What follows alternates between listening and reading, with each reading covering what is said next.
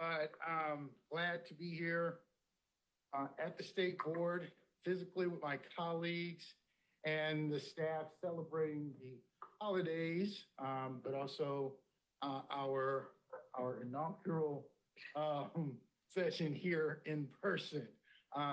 Again, Michael Summers here, and I am declaring a quorum, all present, with member Millicent joining us virtually.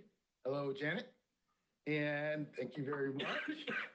And with that, are there any additions to the agenda? Hearing none, thank you all very much. You all have received a copy of the minutes of November 30th. The chair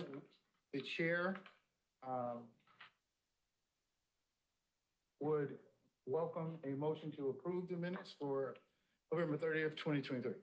So moved. Is there a second? Second. It's been properly seconded by member Ayala and Weissman. All those in favor? Any discussion? All those in favor, please register your vote by a show of hands. Okay, chair sees a unanimous vote. All members have approved and the minutes for November 30th, 2023. All right, administrator's report, Jared. Thank you, Chair. Provided you a written copy of the administrator's report. I'm just going to touch on some of the brief highlights of it, going through it. My tours are continuing. I've gone Washington, Montgomery, Baltimore County, and Carroll, and I'm going to continue the rest in January of next year. So it's been very good. I recently attended a conference in Kansas City, COBLE, which is the Council of Government Ethical Laws. I was a panelist on Pay to Play and was also a panelist on transparency on First Amendments. I spoke about the recent legislative activity regarding Title 14 and its administration. And then I talked about the Spanish decision, the need for a legislative record. Additionally, I was monitoring and spoke at a panel on deepfakes and how to deal and regulate with deepfakes in elections now. Ms. Barry attended the MAKO conference, enjoying an election panel there, and that was moderated by Senator Kagan, 2024 elections and beyond. But another big announcement was in August, the EAC announced that it was going to conduct a study in conjunction with Experian. And this is kind of a new list maintenance program that the EAC has kind of initiated. And in November, we had signed an agreement to participate in this pilot program to help improve list maintenance. I just want to make sure that, with this, the EAC is not collecting any personal identifiable information, and neither is Experian, and we will not get any credits on the information on the matches that come out of this. But this is, we do get some indicators of strength on the match to make sure. So this is just another way of us going through it. Maryland is the first state to participate in this pilot program with the EAC. I've spoken with their executive director, and he is very excited with it as well. He's a Maryland resident, so it does help to have that right there. But more to come on that front there, because I think it's very good. That's great. And some new hires here. We have Aaron and Paul. They're not here in person here. They are both new hires for SBE. You see the local boards there, what's going on. However, we have a couple of big departures here. First, I just want to mention, I did it at the holiday party here. She's back in her office, but Ebony Perrin is leaving. She's been with me for 15 years as basically my right-hand person. Unbelievable. She's been fantastic. Words cannot describe how much she has meant to me and this agency moving forward with it. Charmaine Walker has been our HR director. She has been fantastic and is now moving on to Howard County Community College and Human Resources there. So she has also been fantastic and really making sure that the agency is doing fantastic in HR and has really worked well with the locals. So two big shoes to fill, but we'll be there. And also Lexi, she didn't make it, but she's also leaving us as well to go to the House of Ruth. So this is her last board meeting as well. Sure. Just want to congrats to everyone who came and congratulations to everybody who's moving on. I especially do need to just echo the big loss and the work that Ms. Sherber-Perrin has done here, making Mr. Demarinis look good for the last 15 years, but has just been flawless when it's come to customer service and responsiveness. And just thank you to Ebony for all of her work. We're going to miss her. Thank you. Thank you. And then we have election reform. You want to come on up? Okay, yes. So it's almost like trying on that first pair of pants. And that one time you said that commercial here about getting back to an in-person board meeting here. So I wear pants every day. Exactly. So, we're trying. Thank you very much for that little TMI. You can see under the table. He does have pants on now. When he's at home, we have no idea. None of her business. Exactly. Yeah. Come on. Okay, good afternoon. I don't really have anything new to add to the report. Election reform management, we're continuing our recruitment efforts to disseminate this to the local boards. These efforts get ramped up as we get closer to the election. So, as the word gets out, ensure that the response is going to be even bigger as we move forward. But we have a lot of interesting things in store for that. I'm going to jump down in your agenda. Well, just the next paragraph. I didn't realize it was right there. We're going to work with the MBA. It was an idea that came to us from Montgomery County in regards to using their monitors, TVs in the MBA locations to recruit. So they have a QTV and then they have like a regular video kind of format. So we're going to try to do something with both of those. The online training, I think we've talked to you all about months past. That's completed and up and running. And I'm really excited about it. That's a new look, new feel. We think it'll be exciting for the judges and LBs. So that's on its way. And then the provisional ballot application that we're just putting the final touches on it. We should be getting the copies soon, our final hard copies. And then we work with the Center for Civic Design on a new sample ballot template. We're calling it the Voter Guide and Practice Template, which we feel is going to be helpful for LBEs to communicate better to their voters that this is not actually the ballot. They reported that was a problem. I've seen it personally. So hopefully this will be a little more self-explanatory for our voters and more useful. We think it's a great format. So do you have any questions for me? Are we tracking, like at the county level, we used to track where we are election cycle over election cycle in recruitment of how many judges was our goal and where we were, at a similar time in each election cycle over election. Do we do that at a state level at all? We do help facilitate that. So there's a spreadsheet that Peo puts out that we review those numbers and kind of see what the need is so we can direct our efforts there if necessary. Do you know how it is going in general statewide, cycle over cycle? It's quiet right now. What I mean by that is nobody has said anything. It's kind of still early in the season. I think people really, it always gears up right after Labor Day. So they're really just getting a hold of it right now. They're getting their training in place. And so we haven't heard any concerns yet. Thank you. Sure.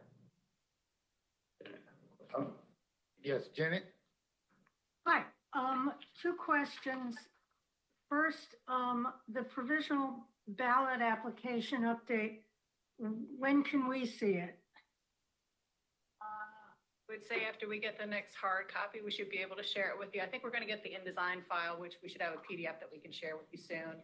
we're just waiting on the printer to get that back to us.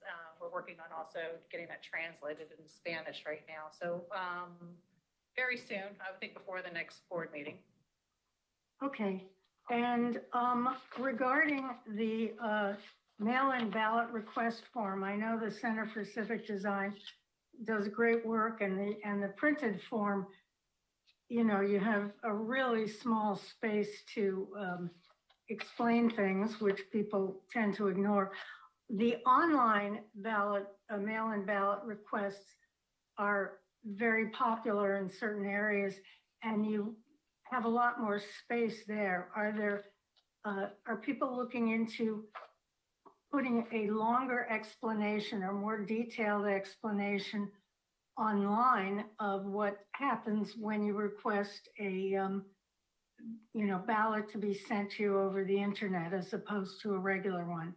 Have you talked about changing the online mail-in ballot request form because you have, again, more space, as it were? I can answer that. Sure. Yes, we are looking into that to include that as well. But like everything else with, you have to make sure that whatever we do doesn't disrupt or break any of the other kind of functionalities right now. But we are looking at expanding that and putting more factual statements about what is required for an online ballot delivery. Good. For a Oh, person. and while I've got you, Jared, let me go back a bit, that joint study thing with the Election Assistance Commission. I have a big data background, so I'm obviously interested in what kind of, this more specifics of it. So please make sure we're up to date as you learn more. Yes, definitely. So- Thank you. Thank you very much. I can do it. Okay. Well, up to you, whatever. All right, come on up. Yeah. Not a ton to share. We have just some updates and figures there on our normal audits and the MBA data. I guess two things to highlight is we are doing our last couple of developments in MD Voters, our voter registration database, before we have a freeze leading up to the election. So we're still working on implementing House Bill 1200. That was a relatively large undertaking to be able to flag the returning election judges in our system. And then also further enhancements on the interface with the high-speed sorting solutions so that hopefully we get those in a little bit better place for the local courts to use.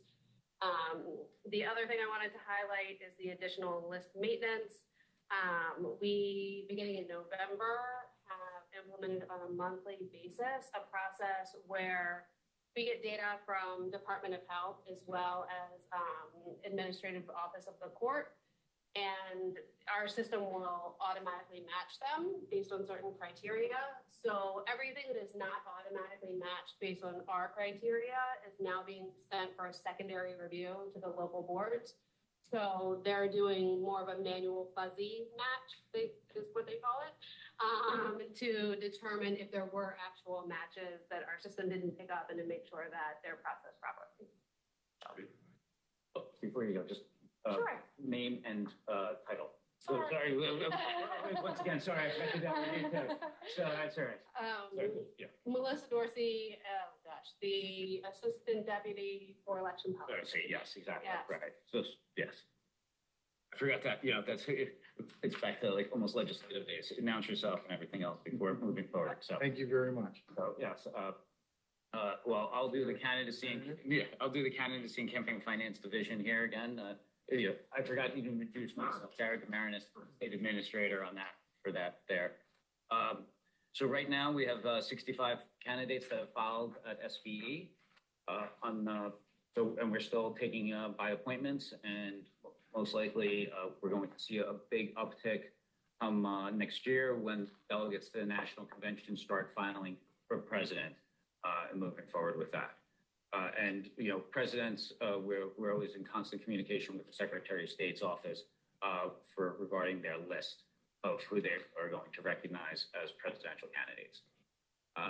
in public financing, right now, Baltimore City has had one candidate that has certified for matching funds, and they received almost they've received over $140,000 in matching funds for it there. So that program is now on its way and moving forward. And on the county level, I had met with the Prince George's Fair Election Fund Commission and discussing their next steps. And Alan Norfleet and I also met with Baltimore County regarding their next steps. So in 26, we're going to have Montgomery, Howard, Baltimore County, and Prince George's County all online for public financing, as well as the state going on, moving forward with it. And then you just saw some enforcement actions as well that we had done moving forward with it. Basically, we are still pursuing all the independent expenditure entities that had failed to file. And we have worked with the state prosecutors on making sure that, we do enforcement on that, which was, we saw the $20,000 area there. For IT systems, technology and security. It's here. I can take it. Okay. You want to answer? I can take it. This is Fred Breckville. I'm the Chief Information Officer here at SBE. I don't have a whole lot to add to the report. I will just state that we just completed our statewide integration testing of the new poll book system. And we are now assimilating, correlating, and assessing the test data and performance data. So we should have some final information on that shortly. In parallel, because it was determined earlier in August that it did not meet the minimum viable product for a 2024 election, we have been executing our contingency plan for 2024, which is to use the current Easy Roster solution. So that is, those contract extensions are already in place and approved by the BPW. We have two additional, what are called major IT development projects. So we do have the pleasure of operating three major IT development projects simultaneously now at SBE. The other two are the new voting system project, which has kicked off, and we have the full project team hired now. So they have kicked into gear and are putting together the RFP, which is due out this spring. And then we also have the new campaign reporting information system, which is the MD Chris replacement. They also have a project manager in place and are moving forward. Just a quick update on cybersecurity. Our cybersecurity team continues, to provide our 24/7 support. I think they actually have finished up the draft updates to the cybersecurity policies. So first thing in January, we will be reviewing those for approval for the state board. Any questions I can answer for you? Thank you, Fred. Okay, next up is procurement. I'll be handling that. I basically have listed what's in development, under review, and the current option renewals. The option renewals right now is part of our poll book contingency plan that is now being implemented because we are using the contingency and the existing systems there. And one of the things is that we are also modifying the mapping services contract because of all the data that we've been doing with it, as you can see, with the early voting plans, as well as the polling place plans, that we want to make sure that we have the ability to use it for Baltimore City's redistricting for that as well. So, we're just going to add a little bit there because it's been great. And one of the things I just want to put in a note is under the other procurements here, as a part of the poll book contingency plan, one of the issues with poll book right now was that ES&S does not make any more poll books because of their age.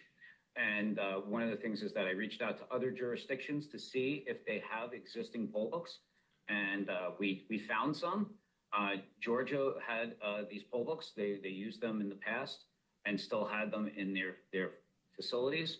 We have now I brokered agreement with the Secretary of State's office in Georgia to procure 140 additional poll books to be sent up here, where they're going to be then they sent to our warehouse, where they'll be inventoried and then redistributed out to the LBEs for use, or they can also be used for spare parts as well as for the current ones. So this has been the LBEs are very excited about this because now they have a little bit more poll books in case some of these things fail, and we have more in reserve. So it's been a very good and working through it, and Dan has worked nicely with me and working with Georgia about trying to do it almost an interstate agency compact that it's not something that we do every day, but it was definitely new, but it was exciting, but it was something that it was an issue, and I was just making sure that were proactive and using our ability to make sure that we have as many existing and spare parts for the upcoming 24 election. So just wanted to bring and highlight that. From the project management office there, their warehouse team is always supporting the poll book project, and we had a major statewide testing that went underway at the central warehouse, and we are working on developing a request for proposal for a document management solution here, because as you know, elections has a lot of records, and we want to make sure that we can have all that and making sure that we're in there. For local board news here, basically the biggest thing from them was that all the local boards participated in the poll book testing, and I want to thank them all for that because that was a necessary endeavor working with us to see how the new poll book solution was going to have a stress test, and we're analyzing all the results from that and making the determination as to how to move forward based upon this statewide test. But I want to thank all the local boards for their participation in that. And delegate duties that was authorized was the approval of the mail-in ballot application design there, which was in your packet. For you, I can see you work closely with what was the Center for Civic Design for it. So it's nice and easy for people to understand and to move forward with it. We have also added some features on it to make sure that a voter now knows on the delivery what it entails for other methods besides mail. So with that, I submit my administrative report for the December board meeting. Duly noted, recognized. Thank you very much, Jared. Now with that, and before we move on to our next agenda item, I'd like for my colleagues to recognize that we have a newly appointed chair of the Maryland State Democratic Party here, Ken Ullman, with us, who is former county executive for Howard County. But just wanted to make that recognition that he joined us today. He was invited by our state administrator to participate in the celebration here at the office for the coming holidays. And we're glad that he was able to attend. The chair of the Republican Party definitely was extended invitation if they are online because they were not able to make it. We duly recognize you as well as all local board administrators and leaders. So thank you so very, very much for being here, and congratulations. And with that, we will now hear from the Assistant Attorney General's report. Thank you, Mr. Chair. I'm over here on this side. I got my glasses on. Good afternoon, Dan Coburn, Assistant Attorney General and Counsel to the State Board. My AAG report has only 2 cases on it. The quicker of the 2 is the second case, the Gibson litigation in the Fourth Circuit. For that case, at this point, both parties have submitted all the briefing that they're going to submit on the case, The case has not been ordered for oral argument, so at this point, we are simply waiting on a decision by the Fourth Circuit. The Fourth Circuit will issue one when it is ready. The first case on the report is a new case, Harvey v. Demarinis et al. It is a suit by 7 registered voters in Washington County, naming as defendants Administrator Demarinis and the state board as a state entity, alleging that there were procedural flaws with the way the board approved or disapproved of Washington County's early voting centers, and specifically the Washington County Early Voting Center proposal having to do with Hancock and the town hall in Hancock in that city. The case moved quickly. This is actually the first time you're seeing it because this is my first AAG report since the suit was filed. The suit was filed in very early November. OAG immediately entered and submitted all necessary filings. There was a hearing. There were 2 hearings in the circuit court, one on November 14th and one on November 29th. The November 29th hearing was the one at which the court heard argument and decided the case. I'm proud to report that the Anne Arundel County Circuit Court granted the state board and the defendants, the state board and Administrator Demarinis, judgment on all counts in the petition. It was a win in the circuit court. 2 days later, the petitioners appealed the case directly to the Supreme Court of Maryland as provided by the election law article. Suits of this nature have direct appeal to the Supreme Court of Maryland. So at this point, the case is pending in the Supreme Court. We have received our briefing and argument schedule.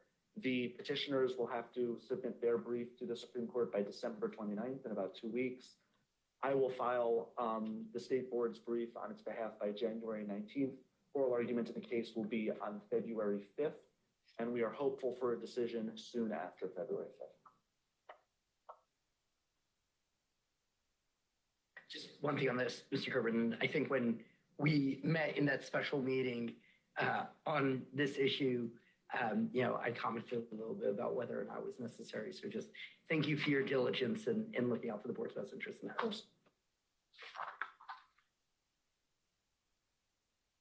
There's no other questions? That's my All entire. right, thank you so very, very much. With that, we are now moving on to final adoption of proposed regulations. And we are looking at the administrative complaint procedures 3301-0506. Will you introduce that for our final approval? And thank you so very much for stepping forward and addressing any questions if necessary. Did you want me to give a snippet about each one, or do you just want to go straight into questions? These were all approved before. Snippet will be great. Snippet? Yeah. Yeah. Okay. First one, the administrative complaint procedure. When we published the original regulation, we got feedback from the disability community asking that we include the option for a hybrid or online administrative hearing. And so we updated the regulation to include that comment. Would you guys like to vote one by one or go all through? Okay. Yeah, we'll definitely vote by one on one. It won't be all together. Okay. By one. Do you want to do it after the explanation, or do you want to do it? We'll cover all of them once you've given us a brief, Okay, great. and then we'll vote on each one. Okay. 160201 is a provisional ballot application. As Mary Ann shared, we've totally overhauled the provisional ballot application. And this is to clean up something that we missed in changing those regulations. So this brings the provisional ballot application in line with the SDR application, which we have effectively eliminated and put into one application. And then the special elections by mail, this one relates to postage that we missed when we first proposed the change to this. And the US code requires that we pay postage, and our regulation didn't reflect that, so now it does. Those are the three Thank you for threads. the clarifying language and the brief overview.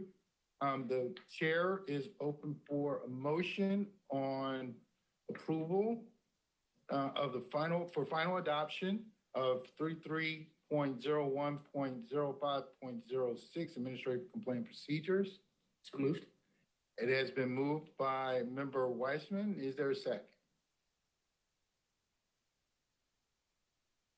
Second.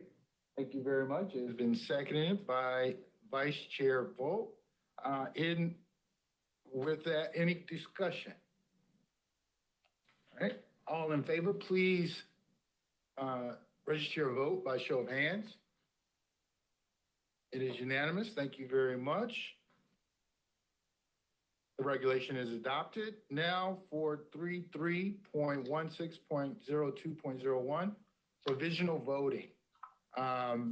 Is there a motion for acceptance of or final adoption?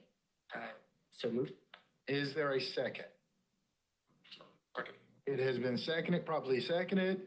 All those in favor, please indicate by raising your hands.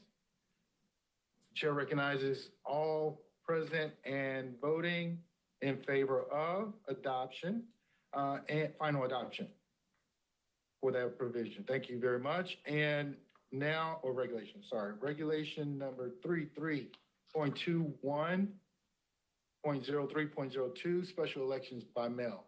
Is there a motion to accept the final adoption of the proposed regulation? So moved. Is there a second? It has been moved. Just one question real quick. Did we get any public comment back on any of these?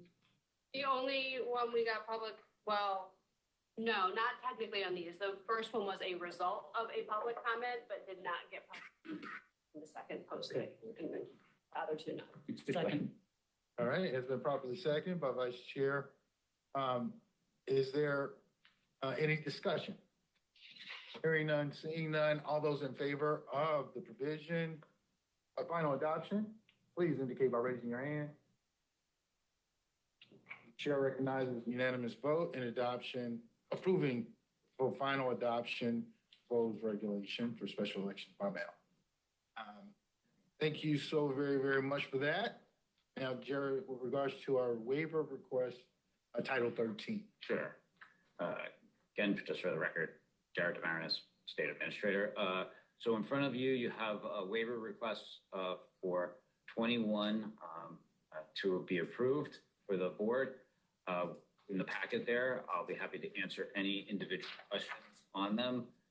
There is one denial, and the board has no action needed for that one. That's just there to show that, that was just a denial. But the rest were vetted, reviewed by the candidacy and campaign finance team, and then myself as well. So they're all ready.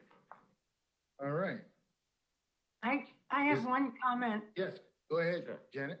This is Janet Millinson. Jared, I actually looked through all of these. There are some real sad stories here. Yes.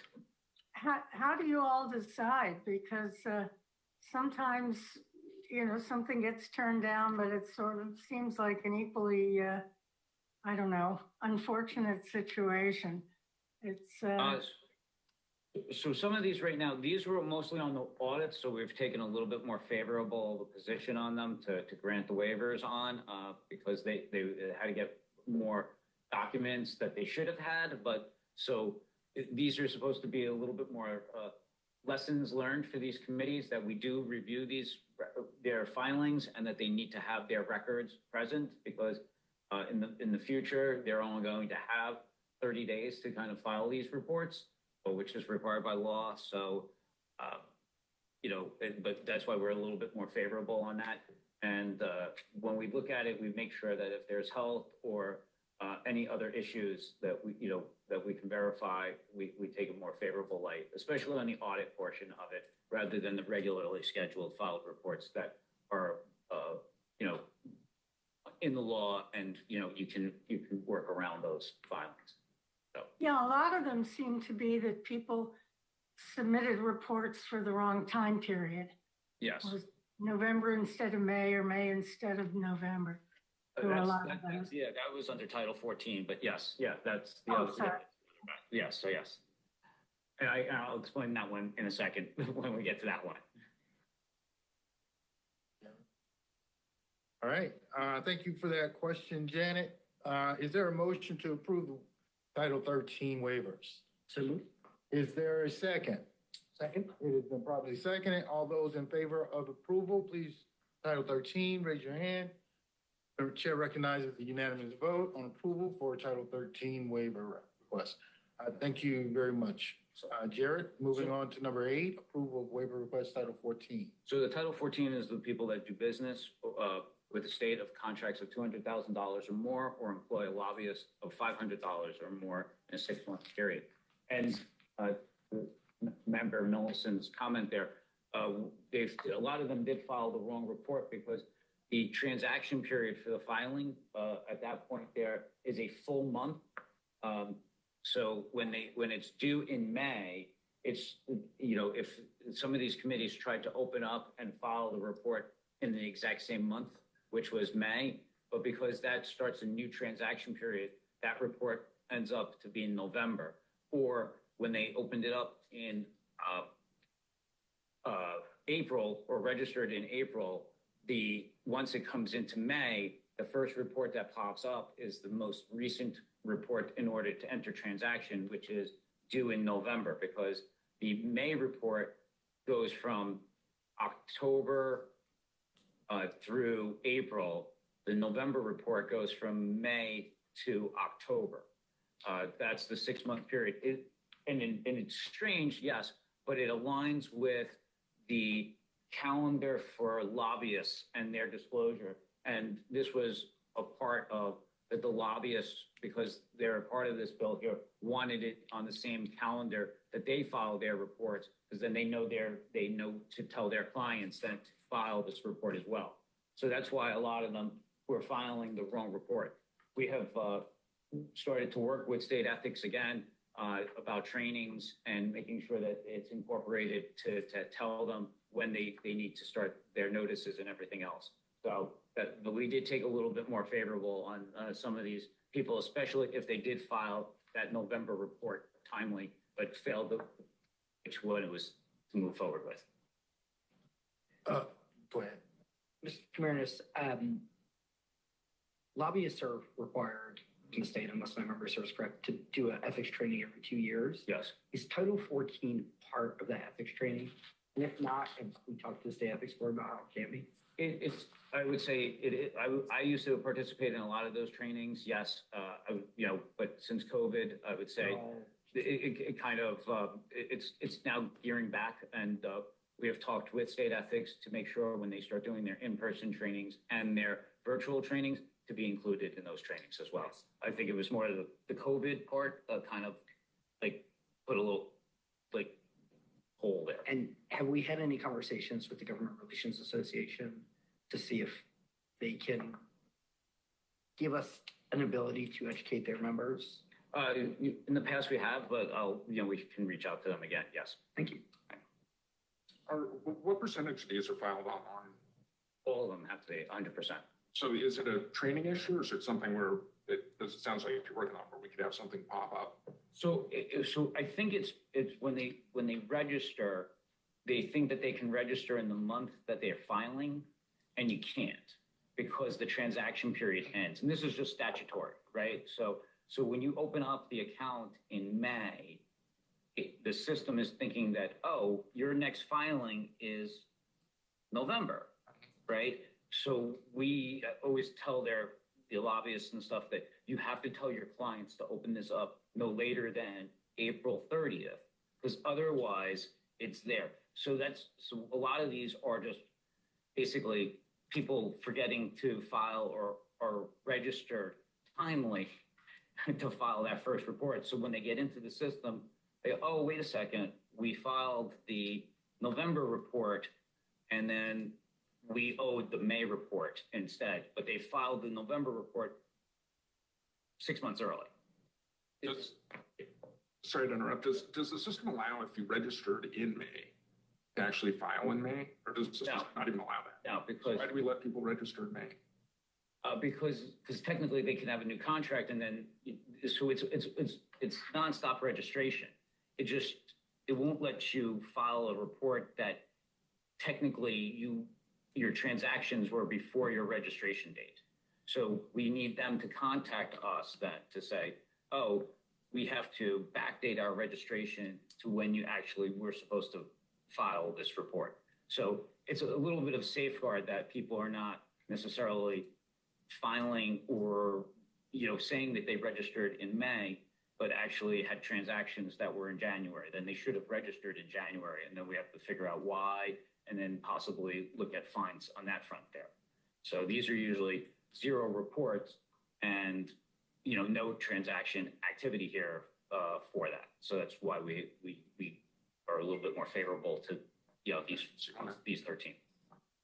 Rather than, as you can see, than 7 below or something like that.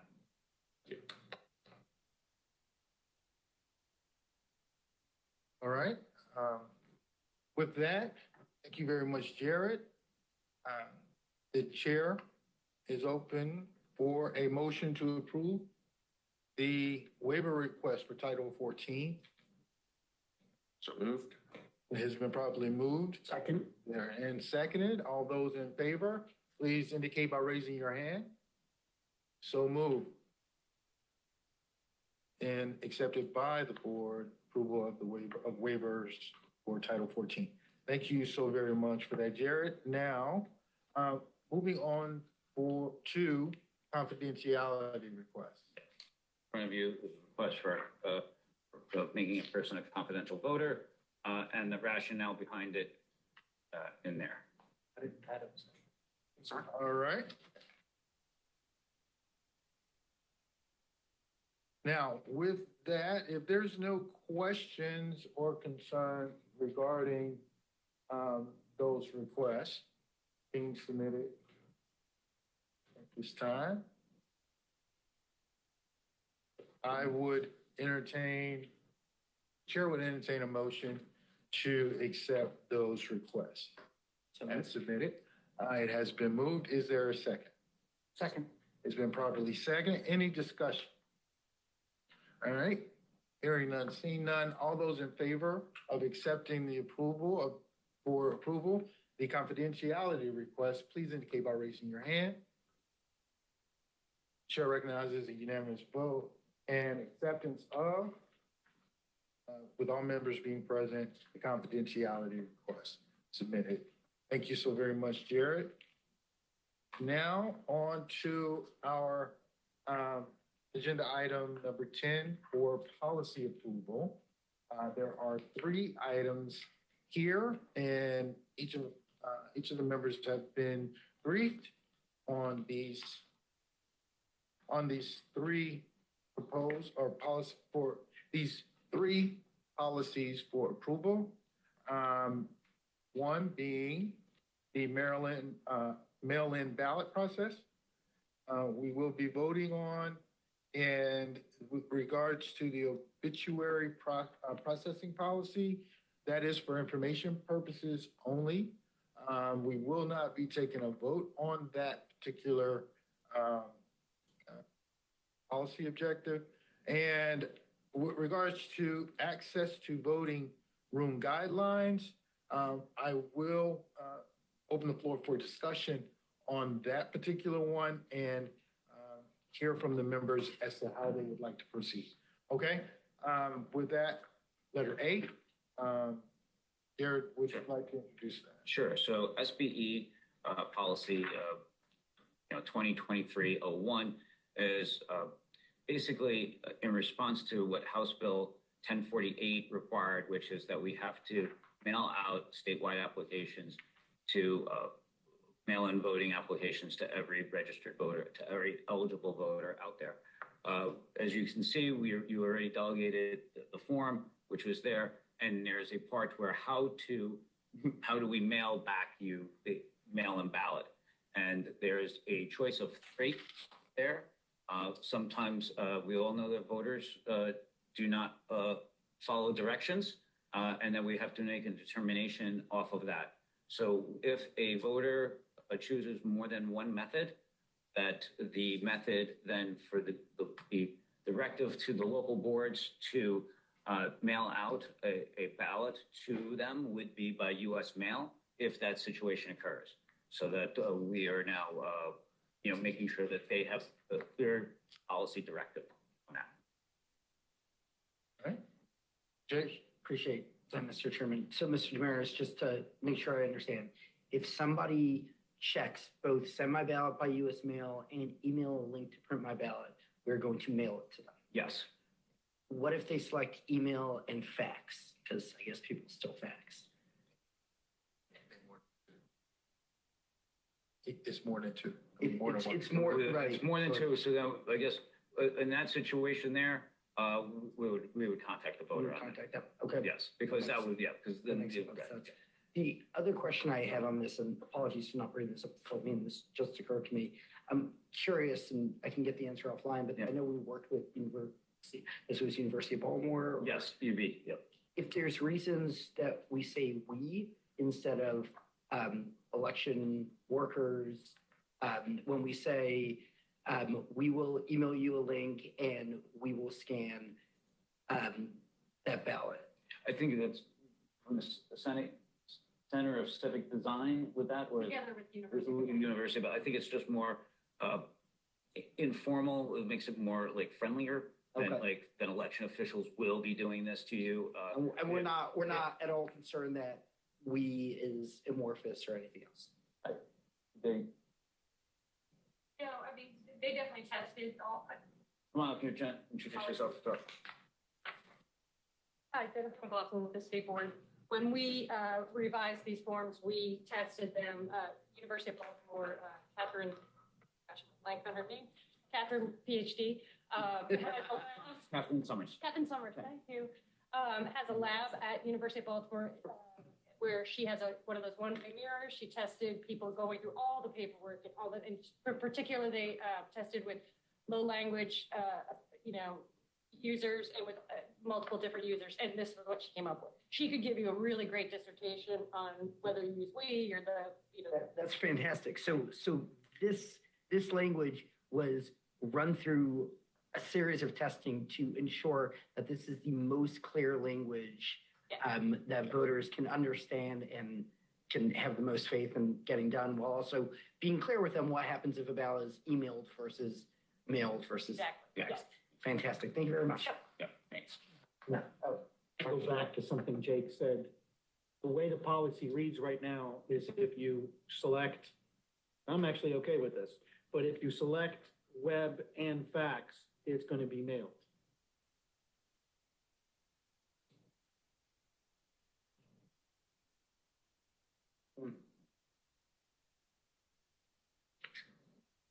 Yes, so I guess if a voter chooses more than one option, which includes mail, I can just put that in there. It wouldn't bother me the way it is, because I'd like everything to be mailed. You guys It's on that got one, to yeah. be one of these three, but I prefer Mr. Damaris' suggestion there, just because with a voter, yeah. So in the last paragraph, if a voter chooses more than one method of delivery, which includes mail, the policy of the state board for processing the request is to deem the request for a mail ballot, a mail delivered ballot. yeah, Okay, so just, I believe that was your intent. yes, exactly, yes. Do you want to address what happens if they choose mail and, Email and fax. email and fax? I mean, if you want, I can add that into this and just go, then that we, we direct the local boards to contact the voter. I'm comfortable with that. Okay. Yes, yeah, but that, I guess you would have to amend this to include those two things, and then we will draft it and publish it then. Mr. Chairman, can we move this on until after the other two, and I'll just write up some, You're gonna propose the amendment? I'll propose the amendment. All right. This will be put on hold until amendments are drafted, for consideration. All right, now moving on to, B, obituary processing policy info purposes. only. Right. So we will not, members, be voting on this? Right, so this At is this time. under my authority under Election Law Article 3-101C3 III. Basically, this is just for information and some of the findings with OLA, which was about individuals who died out of state but were Maryland residents. This is just allowing local boards now to make a voter record inactive when receiving an obituary from a newspaper website or a funeral home website. But any other source material regarding the death of a voter, such as like an ancestry.com or a legacy.com, may not be used for those maintenance purposes here. So it has to be that way. So this is just a way to help direct the local boards in a uniform, fashion on how to use obituaries. So thanks. All right, next up. Next up is access to voting room guidelines. If you'd like to introduce that, it is being put forward for adoption, where the State Board of Election is dealing with defining for the local boards media coverage. And it is an attempt at doing just that.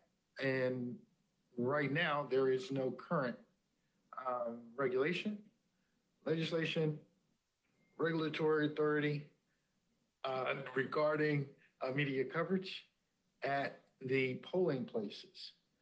So with that being said, we are bringing this forward for discussion.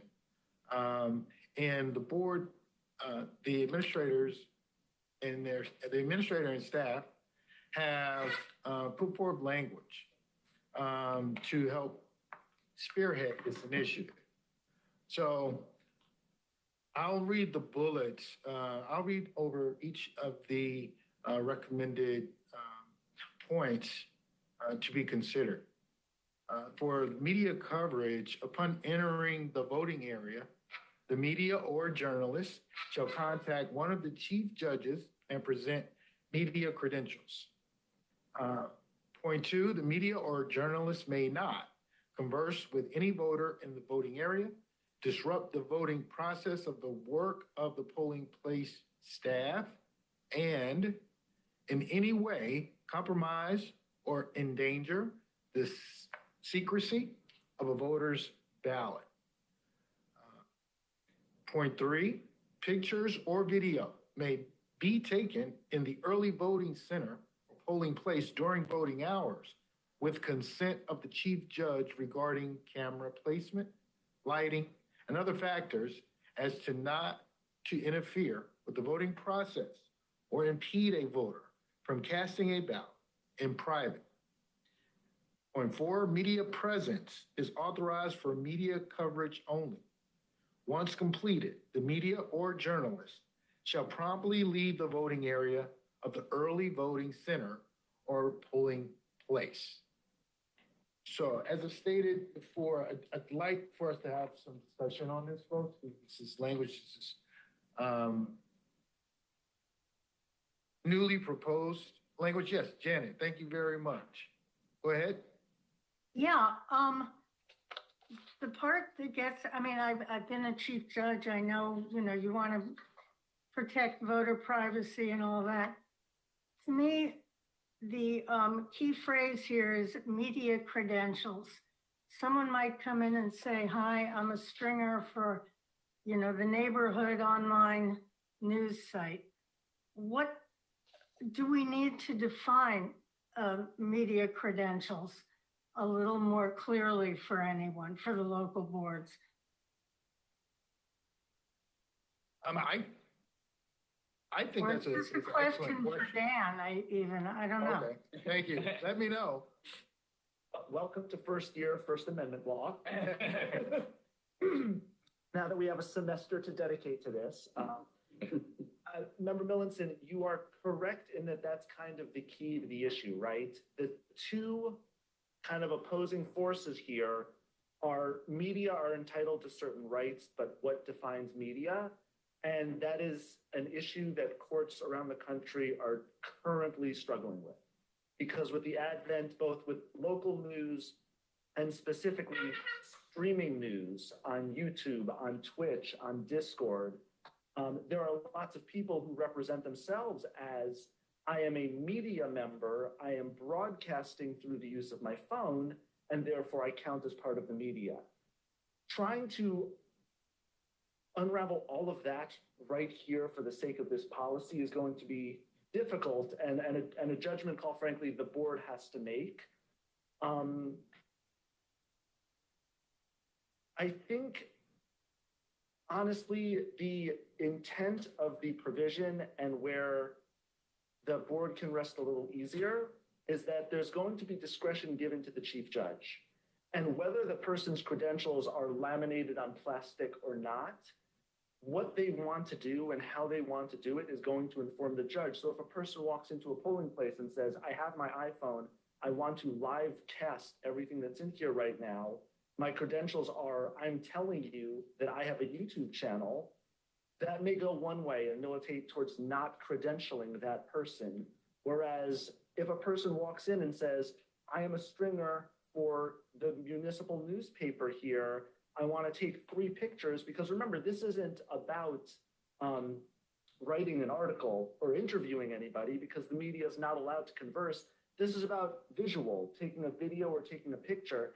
If they want to come in and take some B-roll, a couple of seconds of B-roll, which may take a while to film, but to get that couple of seconds of B-roll or to take a picture or a handful of pictures, that may militate towards another kind of use of discretion for the election judge. All right, thank you. Yes, Vice Chair? Do voters need to be notified when someone is in there? Because some voters may not want to be shown as being at the polling place. Does the chief judge need to let people know who might not have their backs to the camera? That's a great question.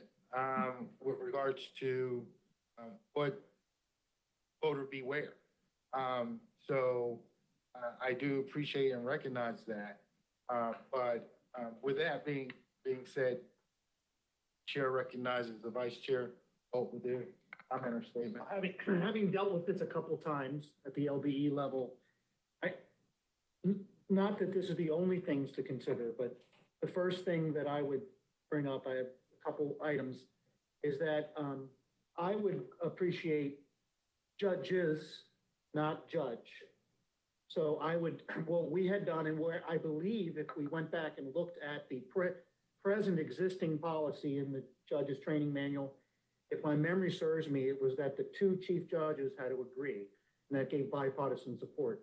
And I've been involved in a situation where they didn't agree. Okay, so it required both judges to agree that the person was credentialed. The other thing is, what is credentials? And do we leave that arbitrarily to the 2 chief judges, to what makes them feel comfortable that what it is? And then the third idea is a question I think we need to grapple with is, should we allow live streaming at all? Or should it be only, think about the ramifications of somebody coming in with a quick camera to do live stream. You've said, okay, this is where you can film from. They walk over outside of your wanting them to do that, and they film a voter voting, which they're not supposed to do, right? And they violated somebody's privacy, but you can't unring that bell, because now that is out among the blogosphere and, you know, across the internet. So it may be that you don't allow live things that you can't recover from. And I would ask, can we bar that? You know. No, there's been cases in New Hampshire and Vermont that have tried to address, and there was litigation in New York where New York tried to ban altogether voter selfies. Essentially, you can't bring a cell phone in altogether and you can't take a picture. And the court there said that's an overstep of the First Amendment. You have to allow something. I think if the board were to do something like that, Mr. Vice Chairman, it would have to be in a regulation. I don't think it could do it by policy. I think we would have to write a COMAR regulation. It would have to go through the notice and comment period, and then it would have to come out the other side with final adoption. First Amendment wise, I think that the state's interest in ensuring the secrecy of the ballot would be justification for a narrowly tailored solution here, being you can't live stream it, you can record it. And the question then becomes, does SBE get oversight into, well, what did you record? Show us what you recorded. That I don't think the state could do, but to then allow the media to take what they've recorded and use it for reporting purposes, trusting that they would cut out anything that would violate any secrecy. I also think the media is very careful here because there are provisions in Title 16 of the election law article, criminal provisions, about violating the secrecy of a ballot and about violating the sanctity of the voting room, where if a person did take a picture and then tried to carry that out later and show it, the Office of the State Prosecutor could initiate a prosecution. Just a quick question, Mr. Mears, I've dealt with the credentialing issues in a past life.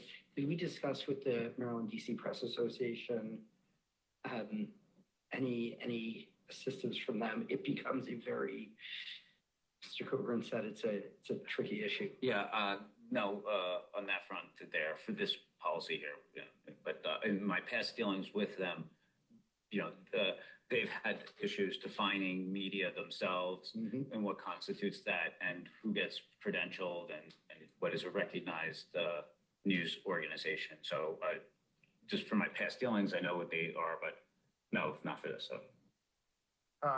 Definitely recognize that this is paramount. This is something that needs to be addressed.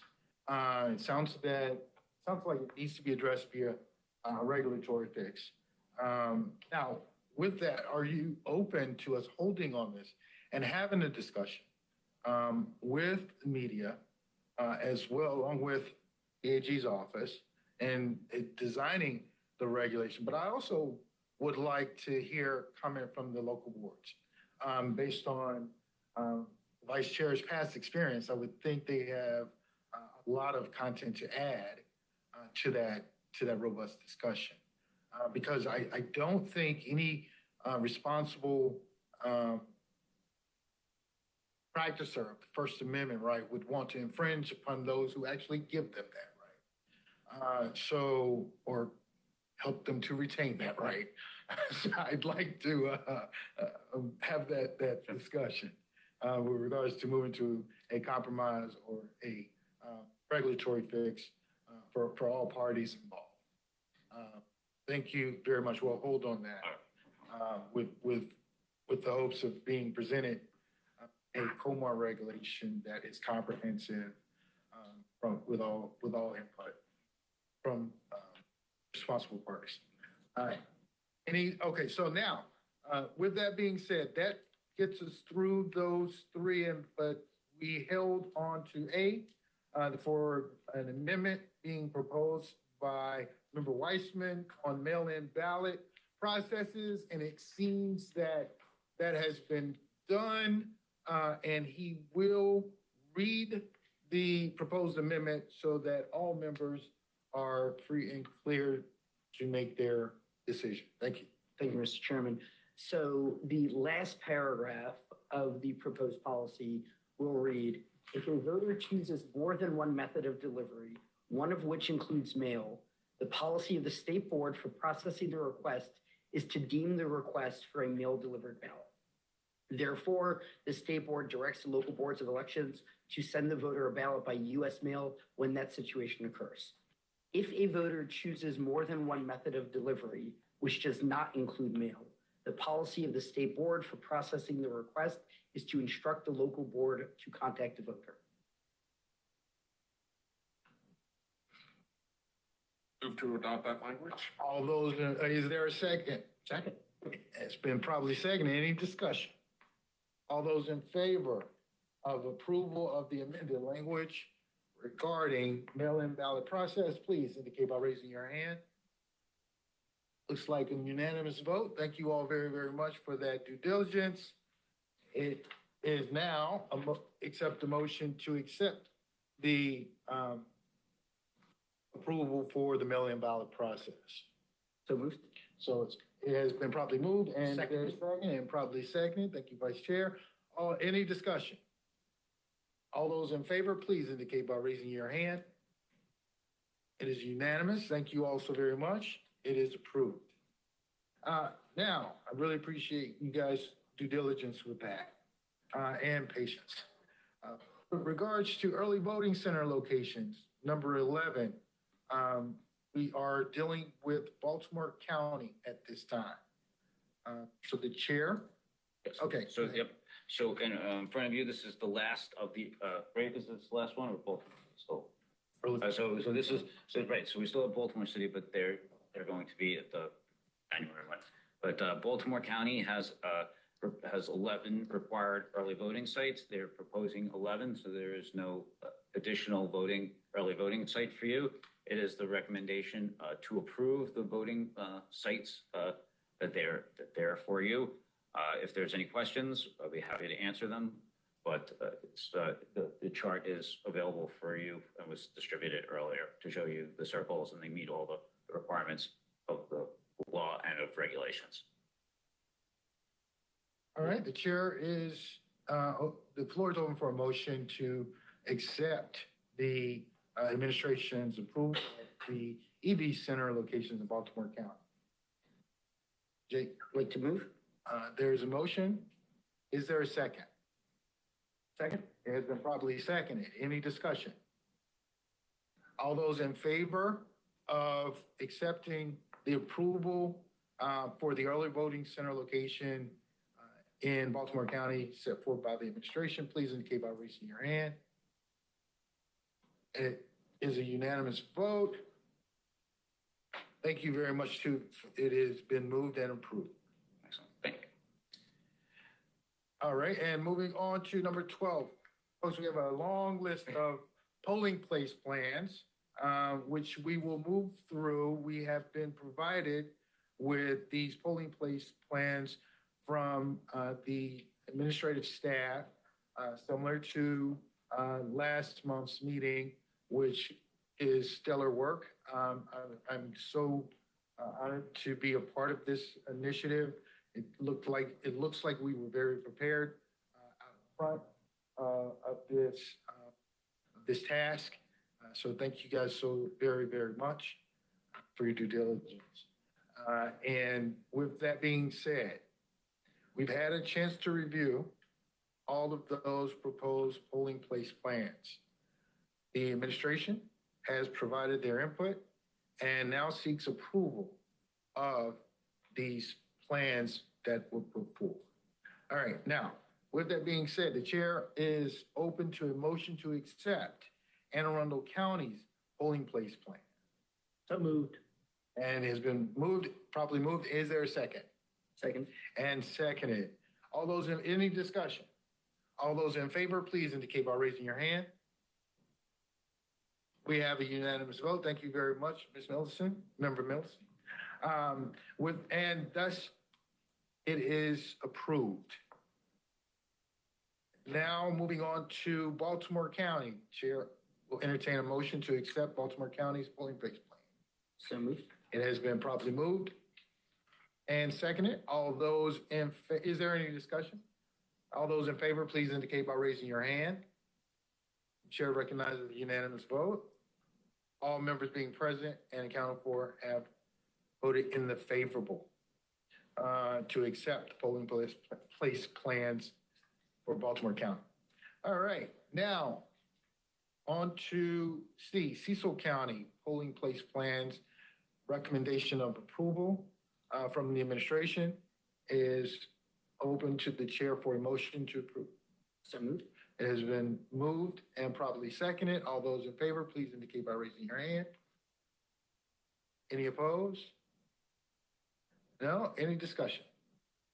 All right, it is, there has been a unanimous consent by all members present for acceptance of the polling place plans for Cecil County and approving it. All right, now with regards to Dorchester County, we are presented with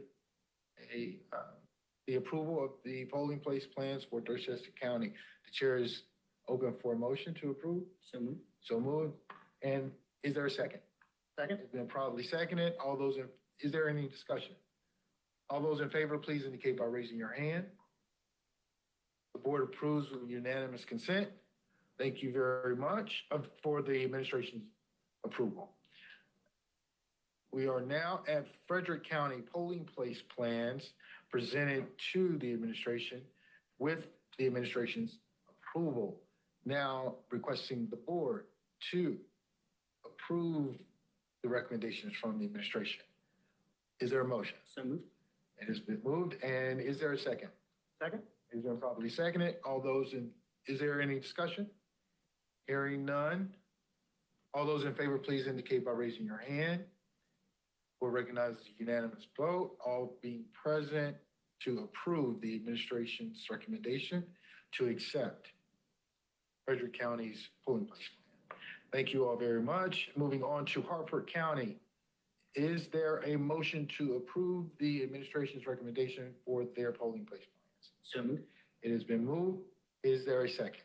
It's been properly seconded. All those in favor? If there is no discussion, please indicate by raising your hand. Thank you all very much. That is unanimous consent of the administration's recommendation for approval of Hartford County's polling place plan.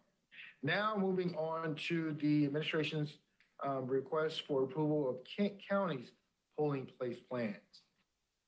Is there a motion to accept the administration's recommendation to approve? So moved. It has been moved. Is there a second? It's been properly seconded. Any discussion?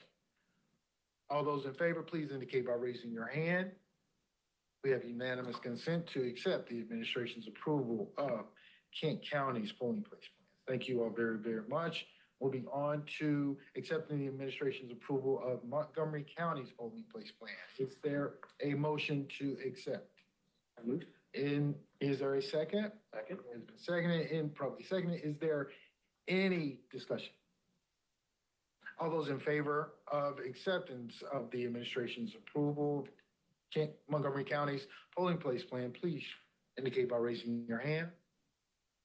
All right, thank you. We have unanimous consent of the administration's request for approval of Montgomery County's polling place plan.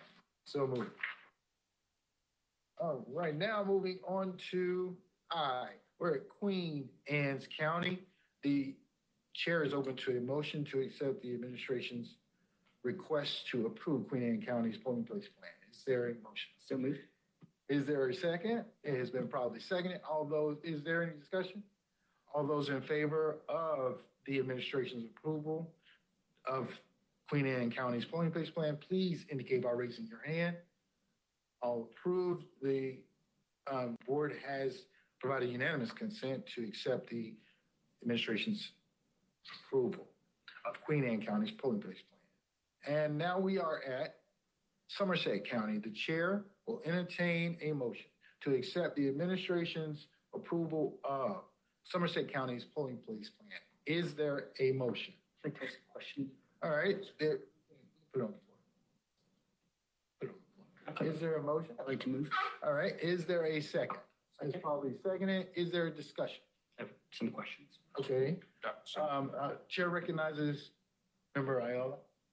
Yes, go ahead. Go ahead, Jake. Okay. By the way, the election director is online. That's fine. If you want to get her. Thank you.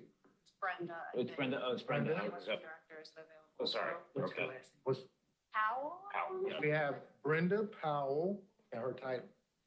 We have Brenda Powell from Somerset County, a member of their local board of election, Yes. on the line to address any concerns or questions regarding Somerset County. All right, Excellent. Brenda, my name's Carlos Ayala. Pleased to meet you. By the way, in talking to people in Somerset County, they said very good things about it. So I look forward to being able to talk to you personally. I appreciate that.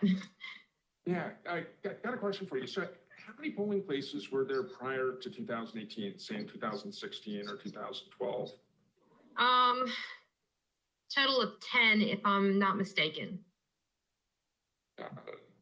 So we went from 10, and then I guess during COVID it dropped down. Is that right? It did, and it made things. We didn't get any complaints from our voters. No one voiced any concerns, and things ran very smoothly. Okay. Are there any resources available to people who live out in the country? So that's, I believe, the poorest county in the state.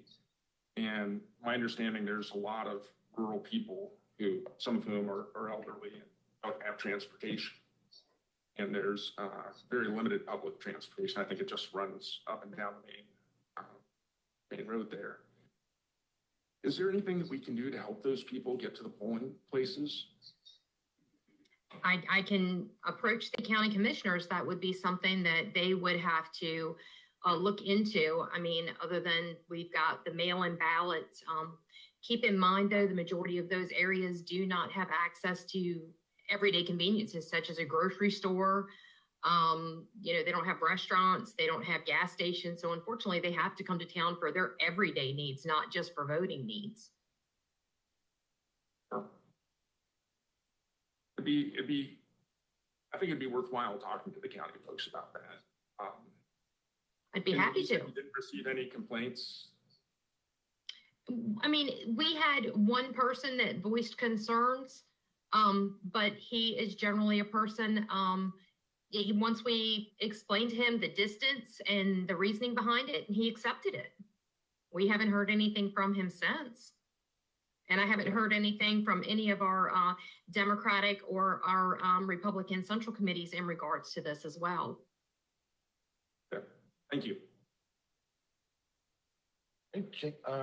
Member Weissman has a question for you, Mrs. Powell. Thank you. Yes, Mr. sir. Chairman. Ms. Powell, thank you for being here today and for helping us out here. And my questions are similar to Mr. Ayala's. I'm trying to understand, and it's stark that the staff did phenomenal work again in putting these packets together, and thank you to your team for their incredible work. I'm looking at the members page 265 of the packet, and earlier on in the packet, it talks about how in 2018 you had 14 polling places, and this year you're down to 7. My understanding is this is actually an increase from 22 when it was 8. I'm trying first to understand the why. It's why resource. cut them in half? The county, and if you look at the packet, the travel distance, one of the places that was closed was by no fault of our own. The county sold the building. It's not in use. There's 2 churches that are in that relative area. Neither one of them are receptive to us using their facilities as a polling location. So that one is one that we lost. We haven't found any place to open back up. The other one is less than a mile from another polling location, and it was just more convenient. One area was so much bigger than the other. It made more sense. You're looking at the other areas that we closed. The travel distance is less than 8 miles to the reassigned polling location. And, to be quite honest, it just made sense to kind of consolidate everything down because we are such a rural area and we were stretched so thin. I can appreciate that.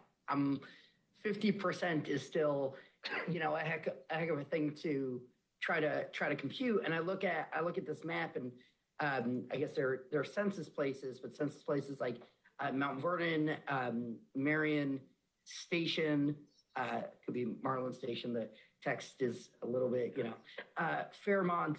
It's a lot of places in the county that no longer have a polling place in immediate access. And I guess I'm trying to better understand the reasoning, aside from building closer, which I understand it's difficult, but we're talking about a 50% reduction. Was there active discussion at the board in terms of how do we avoid going such a dramatic decrease? I just can't imagine if we had a 50% decrease in polling places in some of our other counties, we would shrug it off. And I want to make sure that we're asking and understanding what the board's reasoning was, why they felt like this was the right move here. I was not present at the board meeting, but there was a lot of discussion regarding that, and the board decided to vote unanimously in closing some of those polling locations due to lack of resources, equipment needs. The Fairmount and the Mount Vernon Firehouse, neither one of them have heat or air conditioning. There is no outside cover. So if you do have any type of a line, you're leaving your voters standing out in weather conditions. And unfortunately for the Eastern Shore, 1 minute it could be raining, the next minute it could be 90. You just never know what you're going to get. It left a lot of unanswered questions. We try to, when we took and moved some of these locations, we made sure that we moved them to areas that were large enough to accommodate that, large enough to make sure that people were protected from the weather, to make sure that our election judges' needs were met by providing them with heating and air conditioning. There's better cell reception. There's better access to local resources as well. It also makes it easier for us if there's a problem and one of us needs to go out to the polling location. We can easily get there and jump in and help where we're needed to jump in. But the board did vote unanimously to, move these locations closer and to combine some of these locations. So I just want to add to something for Somerset's thing here. Yes, there was 14 polling places in the past, but it was 11 different buildings. Right. And so now one of the things is that so in 22, they cut that from 11 to 6. And I understand it's still the same percentage for kind of the reduction there. But I want to say that we had talked to Somerset here when they had first come to us with 6.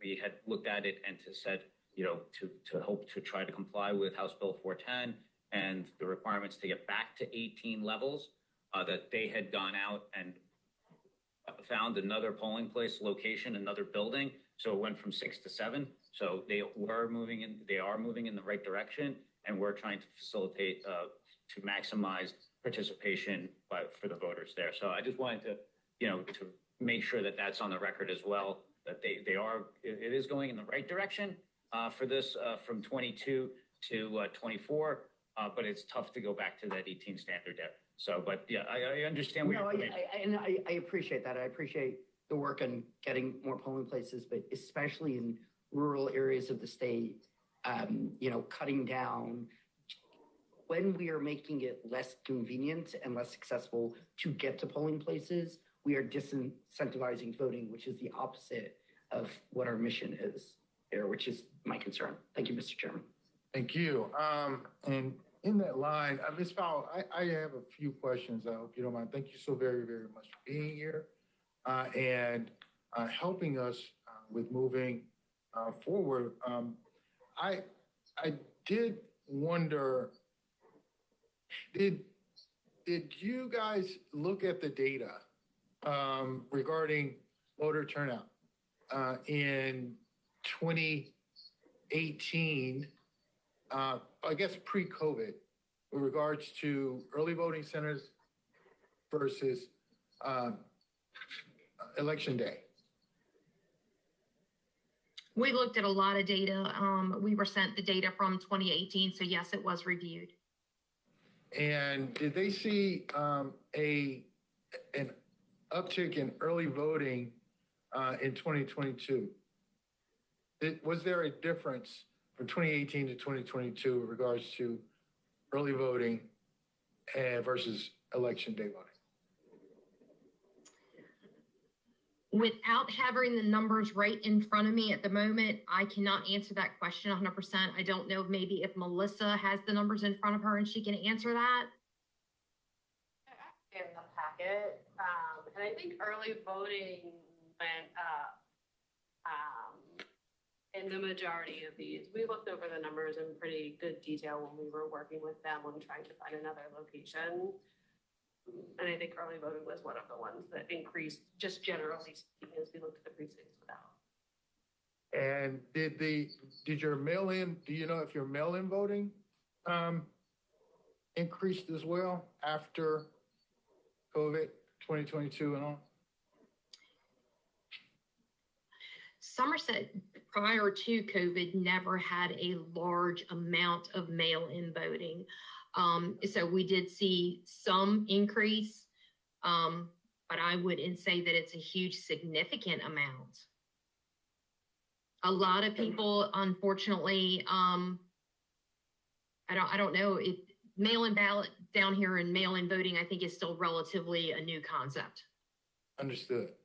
And have you worked with, are you looking to work with the state administrator or the state with event or, bolstering or building capacity in that area? We're open to work with the state and the state board in any way they see fit. I mean, we certainly are open to any suggestions, any opportunity that we get to reach out to our voters and improve our statistics. We're happy to jump in and help with that in any way that we can. We're not here to discourage voting. We want to see as many people come out as we can. Matter of fact, Somerset County recently, for a very long time, never did voter outreach. And we have participated in multiple events this summer, including spending the entire weekend at the Somerset County Fair. And one, recruiting election judges, two, registering voters, getting our name out there and meeting people. Heather and I spent the entire weekend out there. We've been to 2 events down at Crisfield, which is another one of our large areas, doing the same thing. And we have attended 2 events here in Princess Anne, one of them hosted by UMES Street Fest. So we're out there. We're trying to get the voters registered. We're out there, letting people know that we're here to help them with anything that they need for their voting needs. We give out information with our names, our numbers on it, as far as how to reach us, any questions that they have. And, we're doing everything we can. No, it totally sounds amazing and truly appreciate that, shining that light on that fact with regards to what we are trying to do, because we are in partnership with you to do that. Now, with regards to the resource needs, it sounds like if there is a resource issue, what types of resources? I know it sounds like location, buildings. It's workable buildings, size, heat, air conditioning, paved parking lots, easy accessible for our senior citizens to access the building via, handicap parking. It also is an issue with us as far as connectivity. 5G is unheard of down here. We don't have that luxury. Most of us in this area cannot get a signal unless we have satellite internet and so forth. So, it's very hard to us to get, good connectivity. All right. Thank you so very, very much for your response to this. Yes, I have a question from our Vice Chair, Vote for you. Yeah, thank you so much for joining us today. I had a couple quick questions. So the 2022 gubernatorial cycle, you were at 6 polling places, is that correct? Correct. And did you receive any complaints from voters based on that 2022 primary in general? No, sir. And in that same period, with 6 voting centers in 2022, did you experience any long lines at the end of the day, for instance, or periods of the day that were untenable? And related to that, did all of your polling places, were they able to close timely? Everyone closed on time. We had an issue of lines in Crisfield, which was quickly resolved. We dispatched an additional poll book, got that poll book up and running, put a body behind it, and we got the lines moving within 45 minutes. And it was a brief line. When I'm talking a line, I'm not talking I'm talking people had to wait maybe 5-10 minutes to get checked in. Great. Thank you very much. I appreciate those answers. Thanks. All right. Thank you. The chair. Yes. Ms. Powell, thank you for all this information and for all the work you guys are doing. It sounds really incredible. Mr. Chairman, I'd like to ask that we hold this just until the next meeting. I'm not going to, stand on a soapbox and say we shouldn't approve this, but I'd like a bit more time to study this and understand a little bit better and bring it back at the next meeting and take it up. So I'd like to make a motion to hold. All right. There's a motion before the board to hold Somerset County's polling place plan until our next meeting. Is there a second? Second. It's been properly seconded. Is there any discussion? All those in favor, please indicate by raising your hand. All right, all opposed? fasting. Okay, no problem, sorry, thank you. All right, so the board has approved holding this until our next scheduled meeting in January, for review. Again, thank you so very, very much, Ms. Powell, for being here, to address our questions and concerns. I think you have given us great direction as to what we can and should be doing in regards to Somerset County. My pleasure. Thank you. Thank you. And with that, the board has voted to hold Somerset County's polling place plans at this time. Thank you very much. Now, moving on. Before us, the chair would accept the motion to accept the administration's recommendation for approval for Talbot County. So moved. Although, is there a second? Properly seconded. Is there any discussion? All those in favor, please indicate by raising your hand. Discussion? No, sorry. All right, it has been unanimously approved by the board to accept the administration's recommendation to approve Talbot County's polling place plan. Thank you. Now moving on, the chair is open to a motion to accept the administration's approval of Wicomico County's polling place plans. So moved. It has been properly moved. Is there a second? And properly seconded. Thank you very much, Ms. Vice Chair. Is there any discussion? All right, hearing none, seeing none. All those in favor of accepting the board's request to approve Wicomico County's polling place plan, please indicate by raising your hand. All right, the chair recognizes a unanimous consent of the state administration's recommendation to accept Wicomico County's polling place plan. All right, folks, we got through that list. Stellarly, thank you so very, very much, guys. Appreciate the assistance from those that we requested to be present. We really, really appreciate that.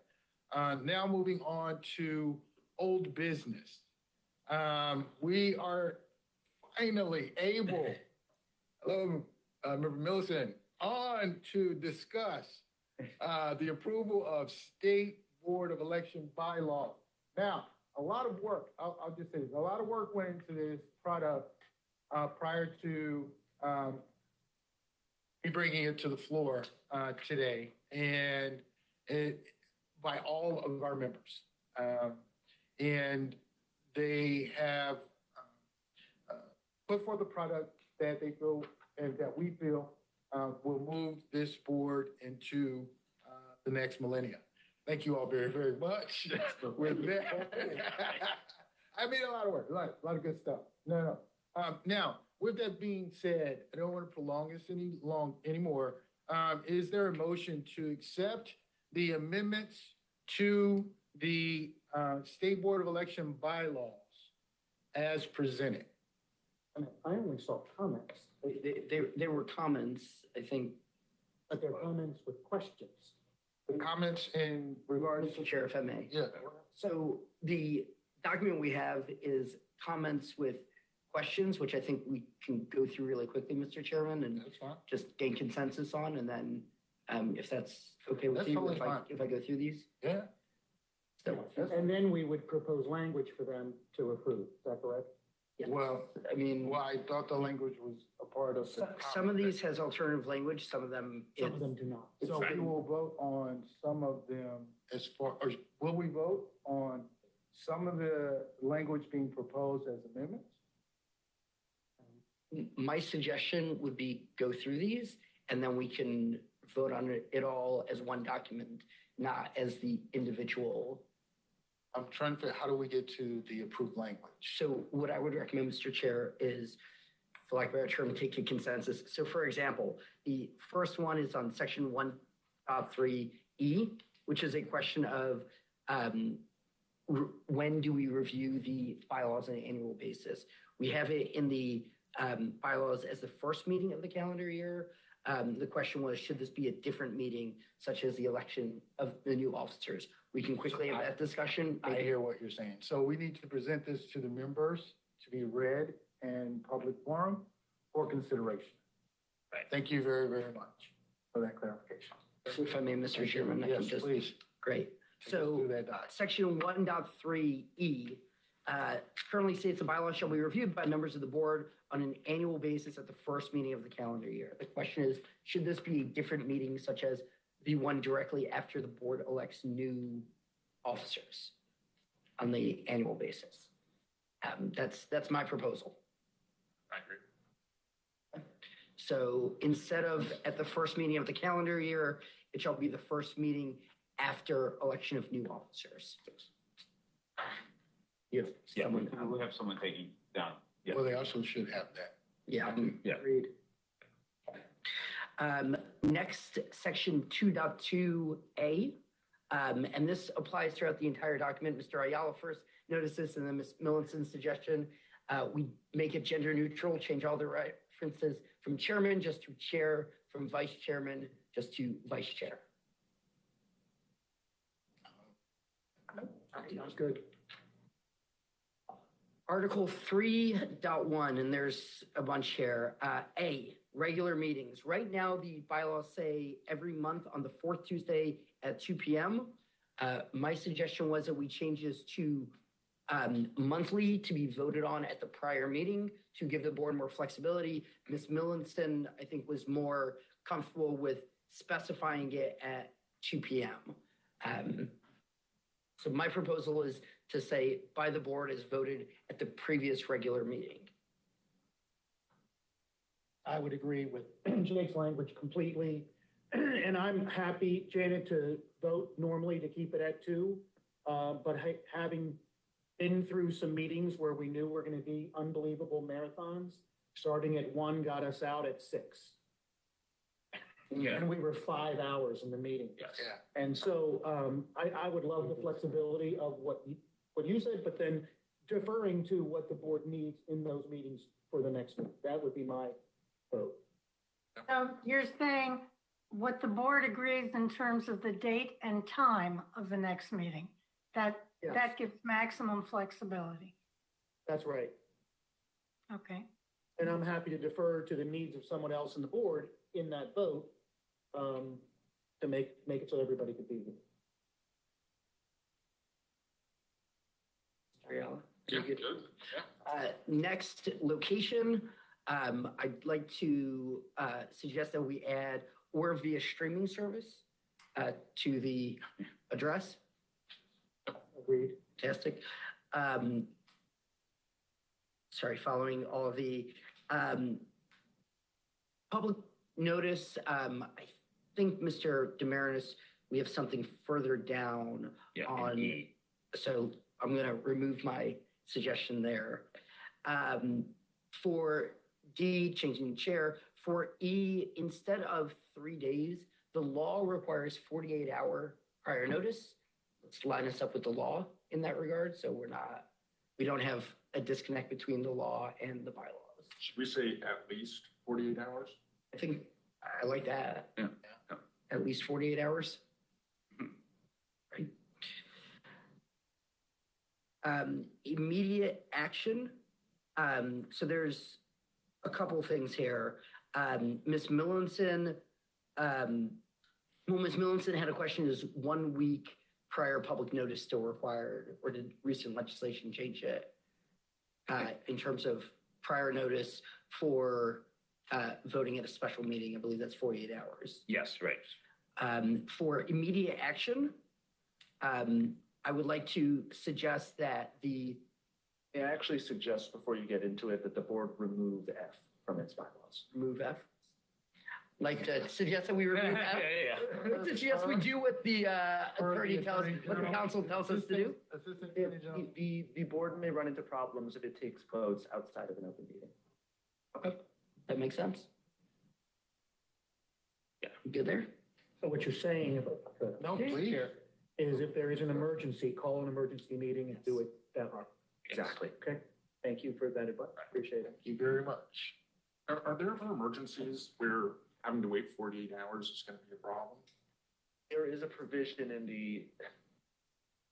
it's possible. So what's at tension here is there's the Open Meetings Act, and there is a special provision in the election law article 1305. 1305 says that when a local board or the state board considers a change in administrative voting policy, it has to give 48 hours notice that it is going to consider a change in administrative voting policy. And that's defined as anything having to do essentially with voting, including polling places and early voting centers. The Open Meetings Act 3307 requires specifically the state board, among other agencies, to post meeting materials 48 hours in advance. There is provision in the Open Meetings Act for emergencies and doing things on an emergency basis as long as there is notice given and is done in an open meeting.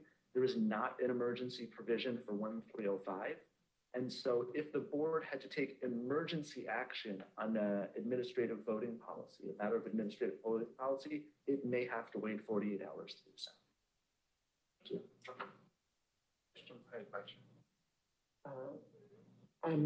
What concerns me about that is things that have come up, like when I was on the county board, when literally we would be on election day there to be able to vote on whether something needed to happen or not based on something that was happening extant to the situation and was happening right then.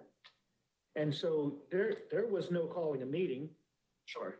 You know, so how is that dealt with? Like if there was, voting day is tomorrow.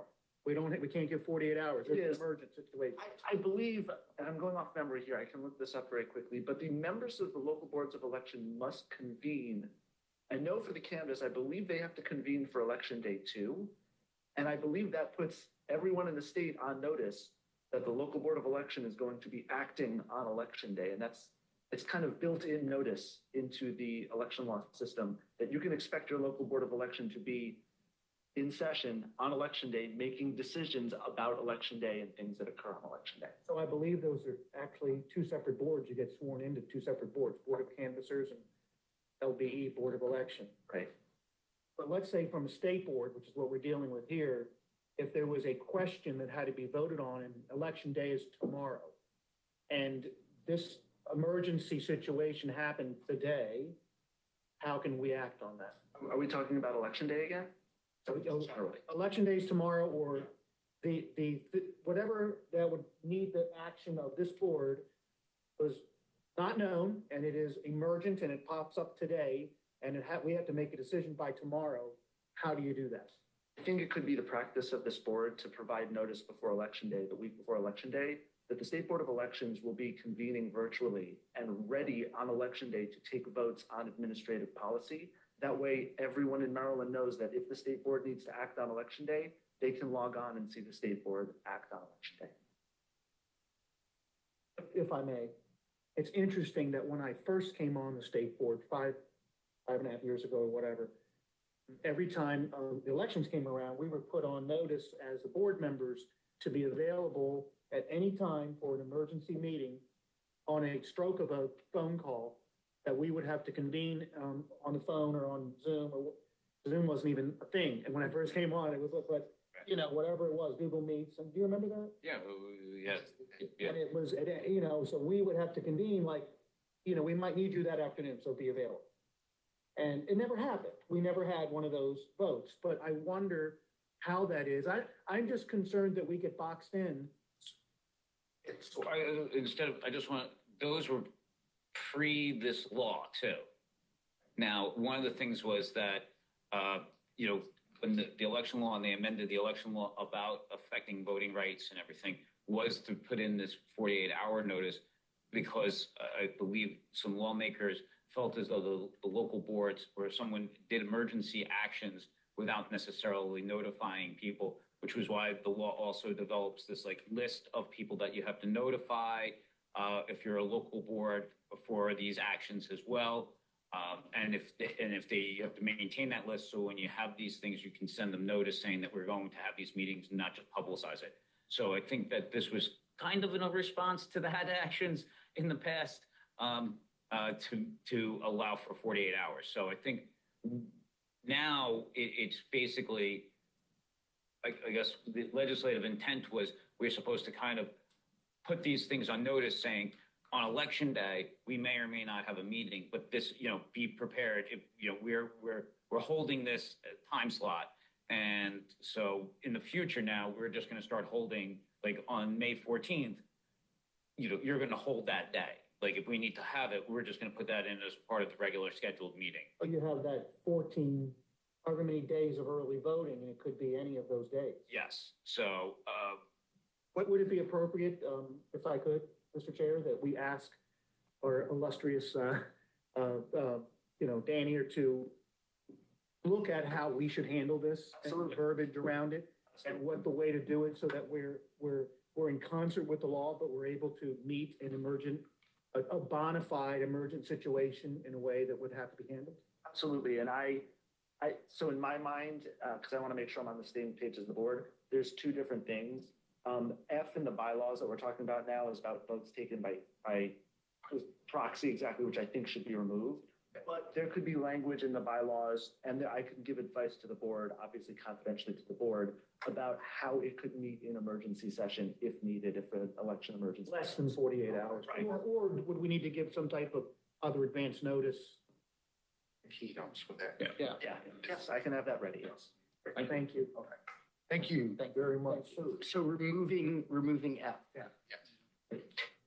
3.2B, Mr. Ayala had a proposal to allow public participation without requiring it to be pre-approved, as long as it's pre-scheduled and with a limit of 3 minutes, unless a longer period is pre-approved by the chair. Also including language allowing the chair to cut off a speaker for disruptive behavior after being given a warning by the chair. Ms. Millinson, But go ahead and finish with this. Yeah. Ms. Millinson, concern was it would be unclear what criteria would be currently used for pre-approval. So, thank you. I guess first of all, just in general, I think transparency and openness and being willing to hear people out builds trust. I'd like to revise it though, and this is what the input that I heard at the meeting that was in Ocean City. I forget the two words you guys used, but commentary should be, or if people are going to bring something up, it needs to be relevant to one of the Actionable. agenda items and actionable. And they need to be polite. Yeah. It needs to be all three of those. I think the word I used was not crazy. I like polite better. I like action. But yeah, thank you.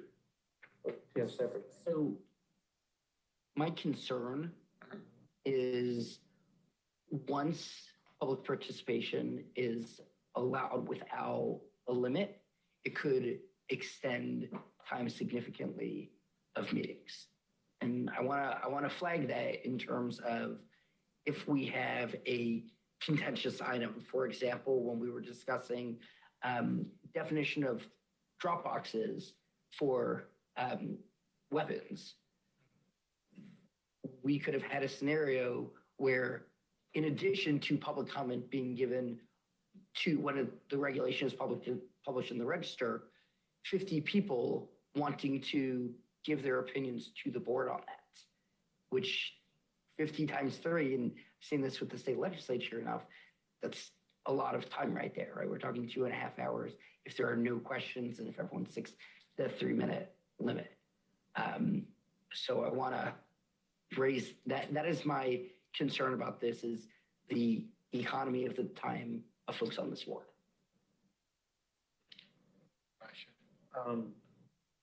I appreciate your thought behind this. I do, very, very much. But having chaired a county board where we had speakers and the state board through some extremely difficult times and difficult issues and been involved in that, I would not be for this change. First of all, I've never met a 3-minute speaker, ever. And it takes time to stop somebody from speaking. I think you say 3 minutes and most of the time it's 5 to 8 minutes. I think that the way we had pre-screened anybody who wanted to speak, we made sure that it was, like you use the words, they were polite, that they weren't going to come in and be unprofessional, which usually is not the problem, right? that it was actionable, it was something the board could do something about, be right, and that it was also something the board was taking up. So it could be, for instance, that the board was dealing with a particular issue 3 meetings from now, and it'd be more appropriate for them to speak then. I think opening it up to the public, general public comment would add significant time to the meetings, and I don't believe it would be fruitful. I also believe that the public has another way, and that is to write letters, which I read every one that gets written in testimony, and they're able to write letters now about any issue that we're dealing with. If I may, Yeah. who do they write this to? They just write it to the state administrator, I think, or address it to the board often, right? And send it to the SBE, to the state administrator. We've gotten dozens of them over the years. Often from larger organizations, but from individuals, often. And if I may, do we get all of those, or are some of them filtered out before they come to us? In the past, I think you just got them all at that point there, like, you know, and my policy is that as soon as I get letters for you guys or addressed to the board, I will, you know, I'm gonna send them to you. The only thing that I did kind of filter out was the ones where it was, I think I gave you 13 or 14 of the same one on denying a certain presidential candidate. We had received more because it was literally the same letter over and over again. So I gave you a sample of like, here's 13, you know, at one point there, one of the, it was like, you know, I think I forgot how many we actually received at that point there, but that's usually, that was the only time that I kind of said, because it was the same letter and, you know, different address. But, right. But yeah, that was probably the only time. Yeah, I've had, and I can't remember what the issue was, but it has happened before. It was on one issue where I got several leads. Might have had to do with when we discussed well, let me not guess on what the issue was. I can go back and check. Where people told me that they had written in and they asked if I got their letters. The answer was no. So maybe we can offline. Yeah, exactly. Yeah, right. Unless it was, I don't know if it was about like the voter registration application change, but we sent those. Might have been that. But we sent those to you. Some of them were just addressed to us. And we just answered them, you know. Got it. So, right. So it might have been a problem where they weren't addressed. Great, exactly. Because if they're addressed to me, I'm going to answer those, right? You know, and just be like, oh, this is, you know. Yeah, we don't want to see every letter addressed. I did tell you that I was receiving those, right? So it wasn't like it was, right, it was, maybe it was just kind of who was addressed to and how and everything else. Yeah, that makes sense.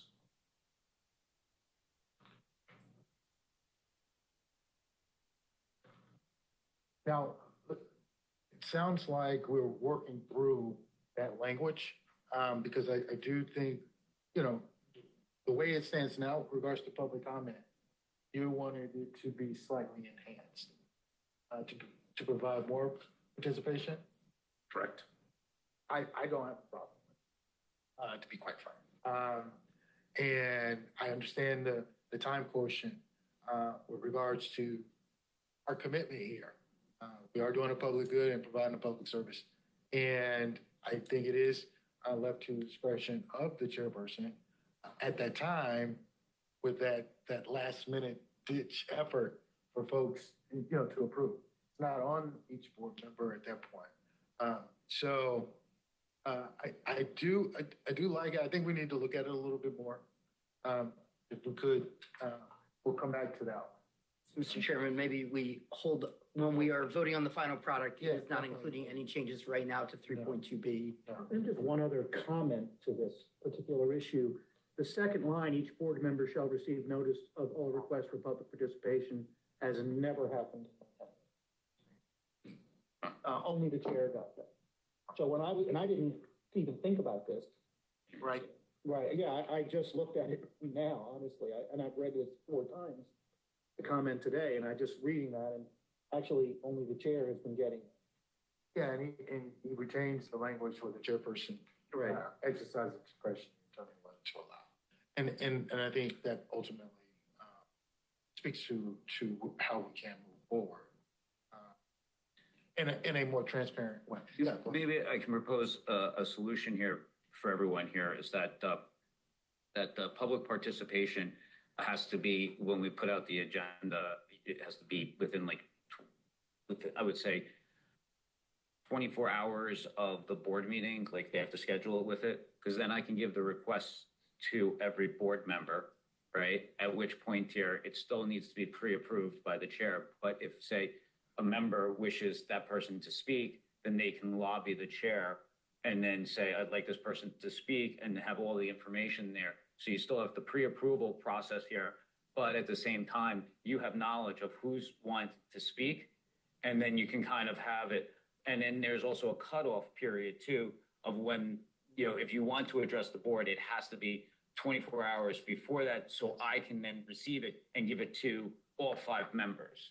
I think that kind of, helps move this along here a little bit. I would even say more than 24 hours because of the turnaround time. Yes, exactly. All this stuff you're talking about. Because sometimes you actually have to talk to the person to find out what it is that they want to talk about. Somebody has to, and drill it out. Usually Right. Donna, that made the first talk, and then I talked to him before that, after that. My concern about that is the agendas don't get published until. A special meeting. That's why I was kind of like, I was going with the 24 hours at least, and, if at least we can always say that it has to be in writing and everything else. And then we can kind of hash that out from there and see with it as well, but we can try. So the quotient that it has to be in writing. I would say yes. And It has it to be. always It has has, to. no, we made that all the time, yeah. Yes. Yeah. All right, well, we're already. Yeah. I'm positive doing that, but I like the more inclusiveness. Yes, I have Janet, a go ahead. question. Sorry. Occasionally, perhaps a member of the legislature wants to contribute some comments. Would they also have to contact us, a day or two in advance? Basically, somebody who is attending the meeting and has some relevant standing might want to make some comments. Does that also need to be pre-scheduled and pre-approved?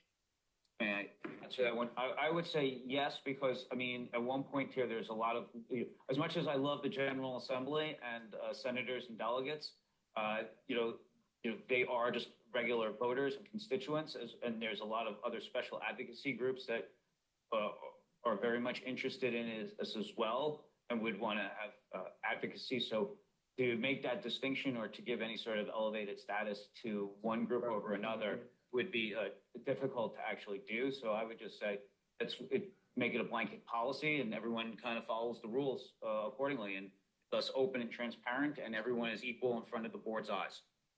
Sounds good. Sounds good. So proposed language, taking into account that discussion, would be public participation at a meeting must be pre-scheduled and pre-approved by the chair. Each board member shall receive notice of all requests for public participation 24 hours before the meeting begins. Each request for public participation shall be submitted, I guess it would be, shall be submitted, 26 hours before the start of a meeting? Sure. The chair may exercise discretion in determining whether to allow participation that has not been pre-scheduled and pre-approved. Right. Is that it? Shall be submitted in writing. I can just tell you that in my practice, when I was chair for a number of years, I never approved one that came in 24 hours. It's just a concern of where the agenda is. Yeah. And when the agenda gets publicized. I usually did it because I didn't have time to call them and vet the whole thing in 24 hours. Which is great, and now, which is understandable, and now it sounds like we all will have participating in And by the way, and then now the chair can have that ability to call up afterwards and say, listen, I would like to take it, or members, and say, we can go to the next board meeting with this, I'll schedule for that. There's flexibility there at least. But if it's a special meeting, then they have the ability to have access to that meeting. So there's still the flexibility and everything and openness, at least I hope. One small change to each board member shall receive notice of all requests for public participation at least 24 hours before the meeting. Okay? Does that work? Okay. 3.3A, and I think this actually works out better as an additional B. But I'm gonna rescind my own suggestion, but going to Ms. Millinson's, adding a B that says to better inform the public, the agenda should supply additional detail under old business and new business to the extent possible.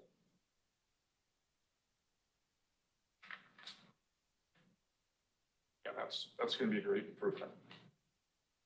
Okay.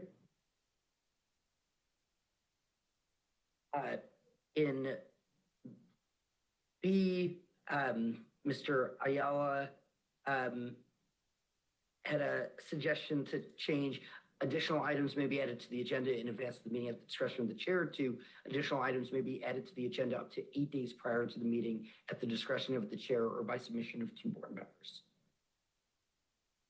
What is or by submission of 2 board members? Submission or what is that? What is? I don't want to speak for Mr. Ayala. Maybe the wording isn't best, but if 2 board members agree that something should be added to the agenda, then that can be added. To overrule chairman. It's, Yeah, you're I right. hear you. So can we say 3? Sure. And we'll agree. 3? Yeah, 3 board members, sorry. 3 board members. You and I are very similar, right? Yeah. If one board member called me up and said they wanted something on the agenda, I put it on the agenda. No doubt. Because they could just bring it up under new business. Exactly. Anyway, so Right. why would I fight that? So I always ask, and I'm sure you would do the same without question. But I in writing. It's Yeah, better fine. we're putting. Okay, so to read that change to the provision, it will now say additional items may be added to the agenda up to 8 days prior to the meeting at the discretion of the chair or by written submission of 3 board members. That works. I have a legal question about that. Did that violate the Open Meetings Act? Not necessarily. If 3 board Oh, that's- members, do it, yes. So it would have to be 2 or less. So if 3, I mean, even if they talk or commune separately, No, this is what I mean. it's, Board action. the Open Meetings Agreed. Act doesn't just apply when there's a quorum, it applies when a quorum of the board is conducting public business. Okay. Specific things that the board does, to which the Open Meetings Act apply. And I mean, if the 5 members of the board wanted to go to an O's game, that's the classic example, that's not subject to the Open Meetings Act. So the selection of agenda items, whether that is transaction of the public business, whether that is a role the board plays that would subject to the Open Meetings Act, I believe it would be safer if, because it could be, right, putting an agenda item on as a discussion of policy and whether that policy is going to get the board's attention. I think that might be. That's not my legal advice to the board, again, because I'd want to research that a little more. But 2 would be safer than 2 is 3. safer. Would be safer. Can I make a suggestion? The chair getting to 3, another way to get at that is to say by a member from both parties represented on the board. Because you don't have 3. That's Fine. Excellent suggestion. So instead it would read additional items may be added to the agenda up to 8 days prior to the meeting at the discretion of the chairman or by written submission of 2 members from the parties represented on the board.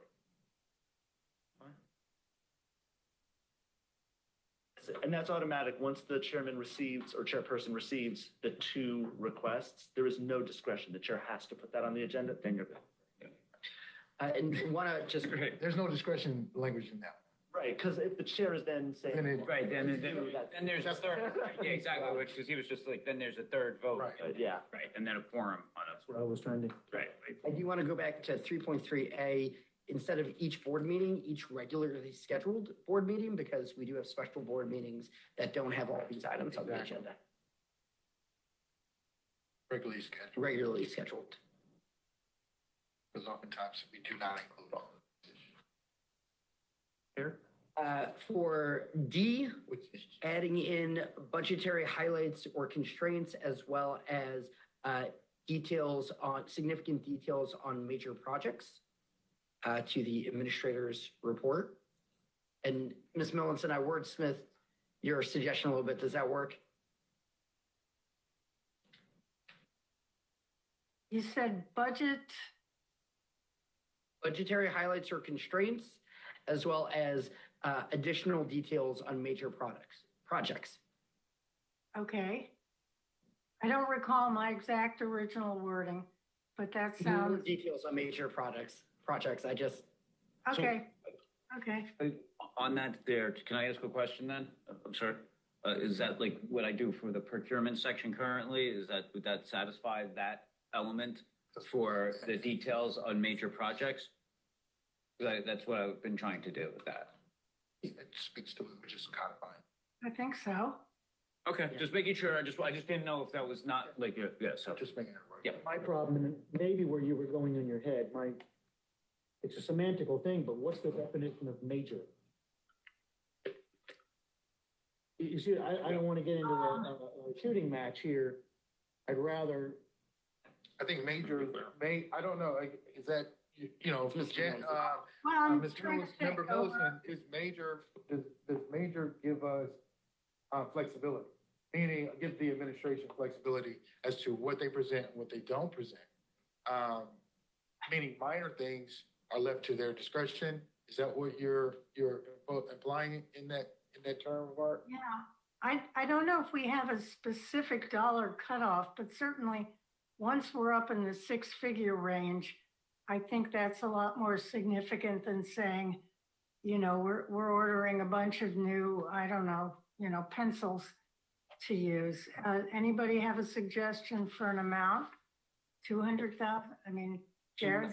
It's not an amount, but I think I know what everyone wants here, which is what we have to do in front of DoIT, the Department of Technology, and it's we have to submit these things. It's like the major ITPR, I think it's called, and it's major project IT projects and everything else. So if we go off of that standard, then it's basically poll books, voting system, MD Chris, new voter registration. Those are our major IT projects. So you have an experience with the major term of art? Yeah. do we want to say major IT No. projects? Because I mean that's where it basically is, because it's basically those that go through DoIT. So And major IT. IT, yeah. Janet? Yeah, no, that Member sounds like a workable definition for now.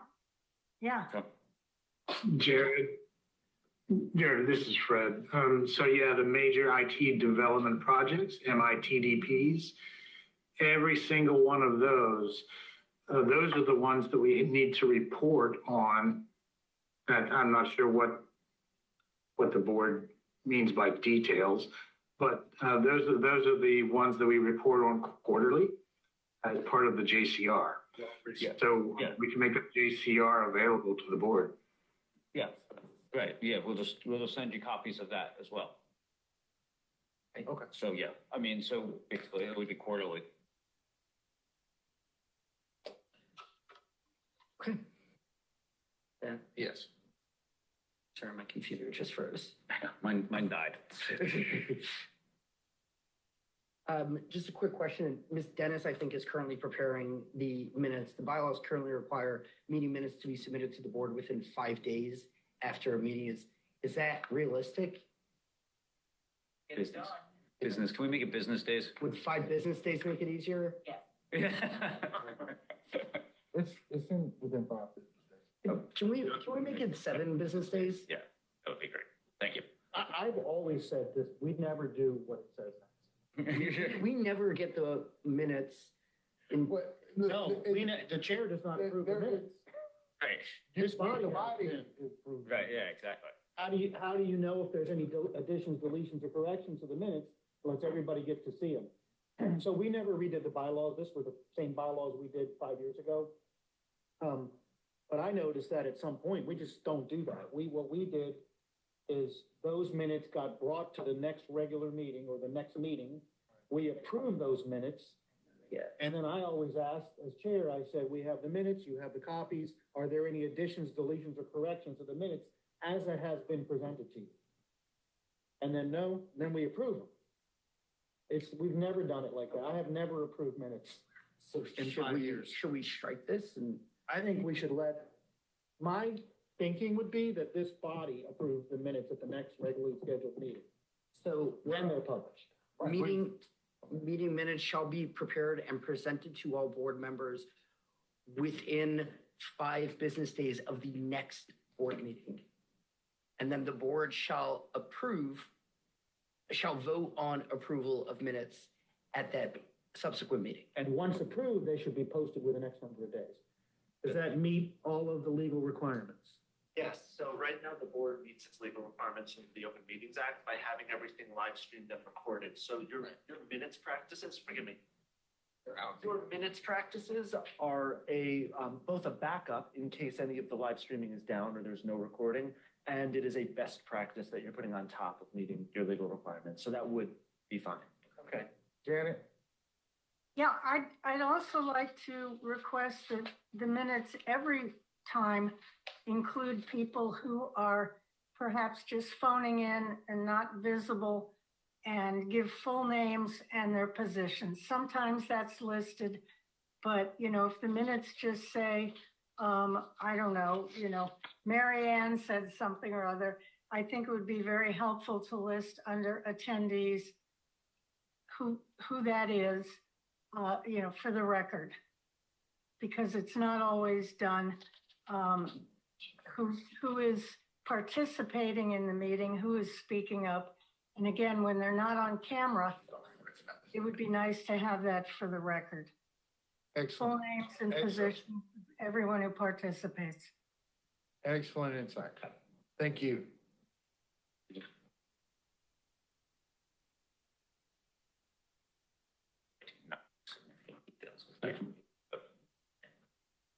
Okay, we're getting there. That's just changes to gender neutrality. The link in section 4.3 ethics, in footnote 5, if we can just correct it, good catch by Janet, to correcting that reference. And then again, a gender neutral change in 4.3B1 and 3 and 4. Same thing in 4.42. 4.5, to add, the administrator and staff shall provide board members with the staff time and resources to best understand these concepts. The idea here is just to make sure that if we have questions, the administrator is making sure that we can get those questions answered.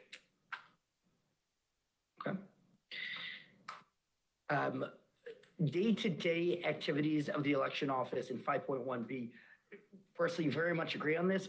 I don't know that it is defined here. I don't know that we need to define it, but I wanted to flag for the board that we say this without defining something. So I'm fine with the current language, but I did just want to flag this for the board.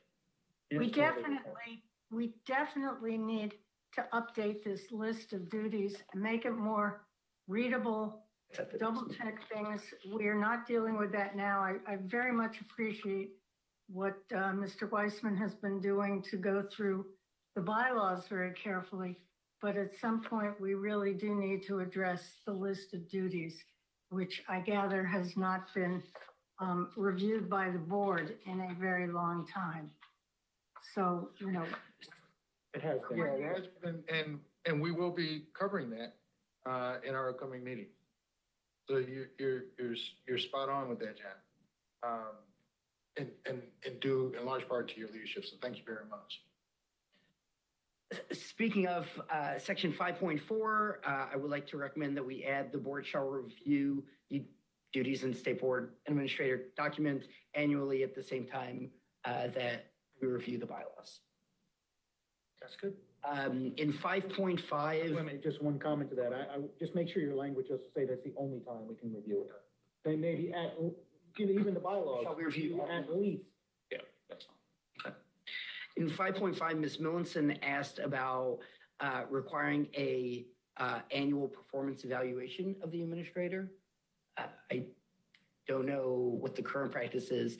I mean, in closed meeting as a personnel item, I would imagine that makes sense.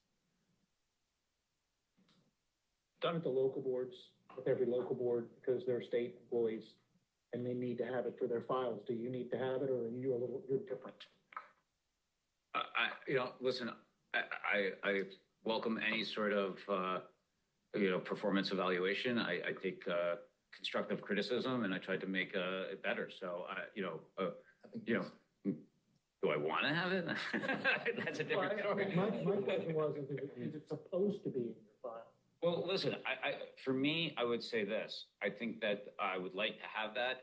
I don't, because if, as a person who is basically at will for 4 members that can fire me at any time here, having performance evaluations will at least allow me some sort of idea to see if I'm in a precarious situation or if I'm in a good situation.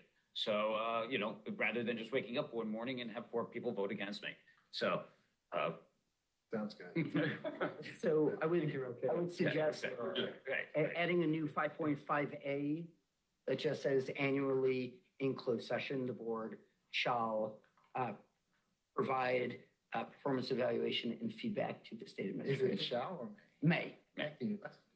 A is better. It's better. And I think that if you do it, you have to do it by that state scoring, you have to use a state approved system. yeah, I mean, it would be a PEP. It would be a performance evaluation. Thank you. In 5.5, I did not know if this needed to be revised considering the change in the state law from this past year.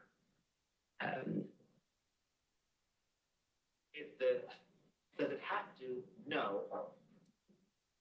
Forgive me, I'm tied to an electrical outlet. Does it have to?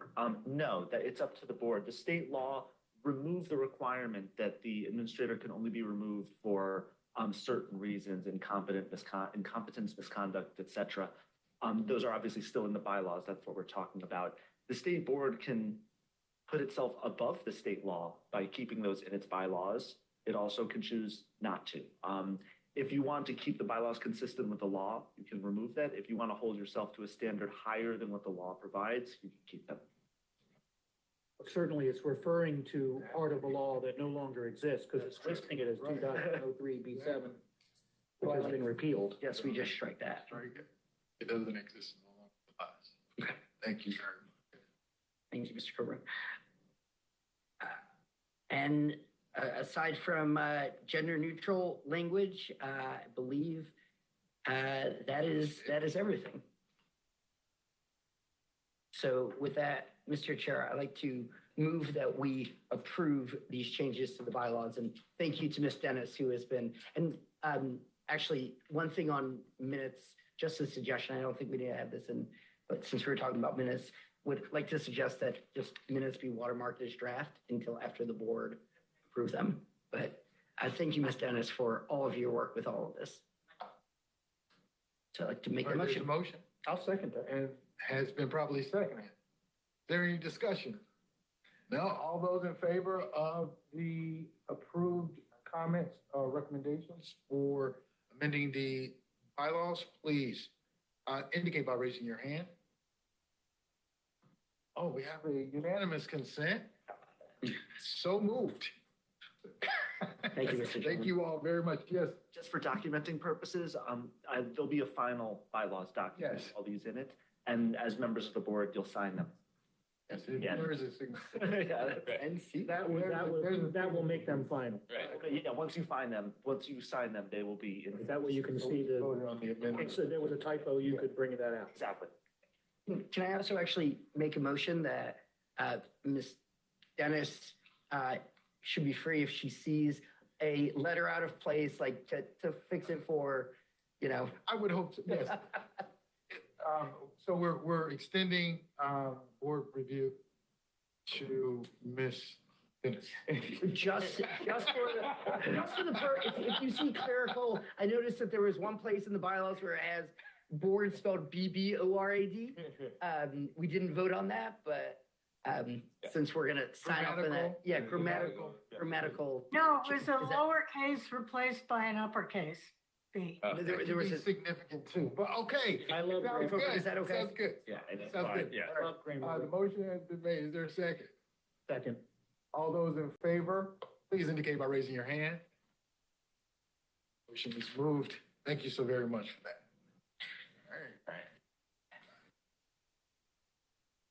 All right. So, Cheers. yeah, right. So with that, any new business, folks? Thank you all so much for that. For that round of robust discussion. All right. I do new business. Ian, we're well. That was you. No, that was just stop the new business. You're like, anything new business today. All right, good stuff. Thank you all. So now we move on to disclosure of campaign contributions. Anyone have any disclosures to make with regards to campaign contributions? Seeing none, hearing none. Thank you very much. I think we scheduled, we had a poll for our next meeting in January, January 4th.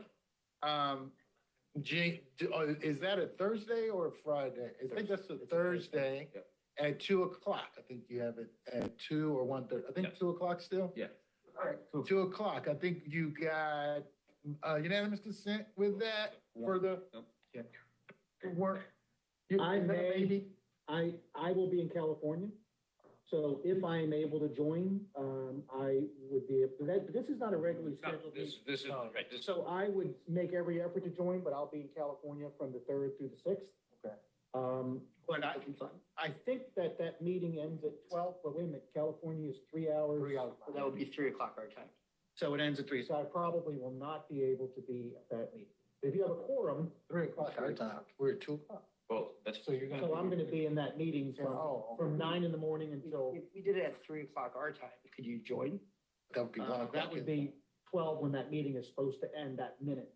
I will not guarantee that. Or 3:30? Our time. I can only, no matter what, try. Because I'm gonna be in California at national meeting for my fraternity, so. But if you have a quorum, I think there's a very narrow piece of business you're doing that day. Yes, so that business would be the Baltimore City. Baltimore City Early Voting Center and polling place plans for Baltimore City, Washington County, and Somerset.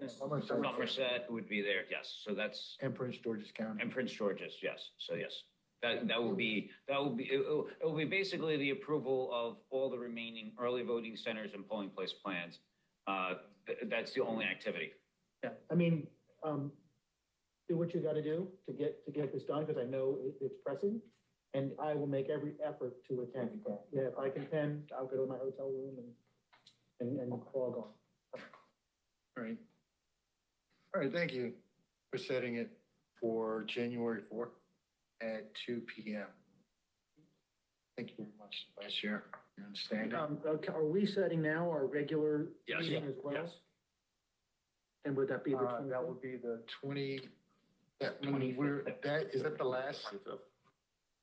That's the last Thursday? Yeah. Yes. All right, at 1:30. Everyone good with that? Works for me.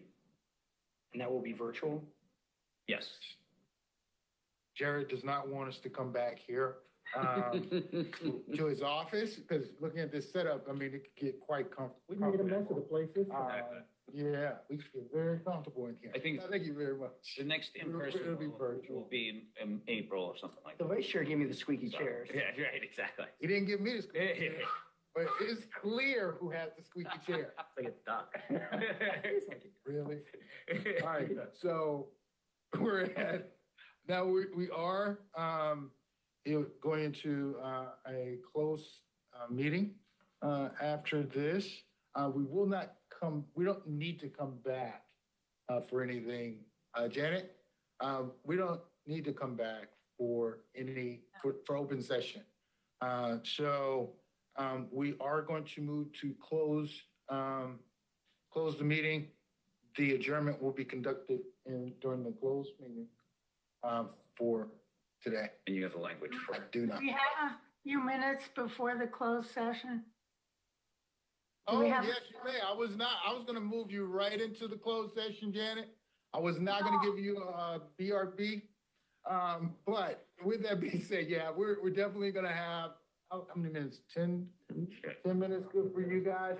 10-minute works for you? Yeah, and I have a, sign in I was sent for the closed session, so that should Okay. work. Yes, the language. Yeah, I've got the line. Thank you very much. All right, so. Good, got it. All right, so thank you, Jen, and we will, before going into closed session, have 10 minutes after I move us to closed session. The board will now consider whether to meet in closed session to consult with our counsel to obtain legal advice as permitted by section 3-305B7 of the general provisions article. Meeting in closed session would allow the members of the board to seek and obtain legal advice with board counsel without waiver of the attorney-client privilege. Consult with staff and legal counsel about pending or potential litigation as permitted by section 3-305B8 of the general provisions article. May I have a motion to meet in closed session? Is there a second? Or is there a motion? I'd like to motion that we meet in closed session and then adjourn right from there for the day. So. Second. Is there a second? All those in favor, please indicate by raising your hand. It's so moved. Thank you and see you in 10 minutes, folks. Thank you, guys.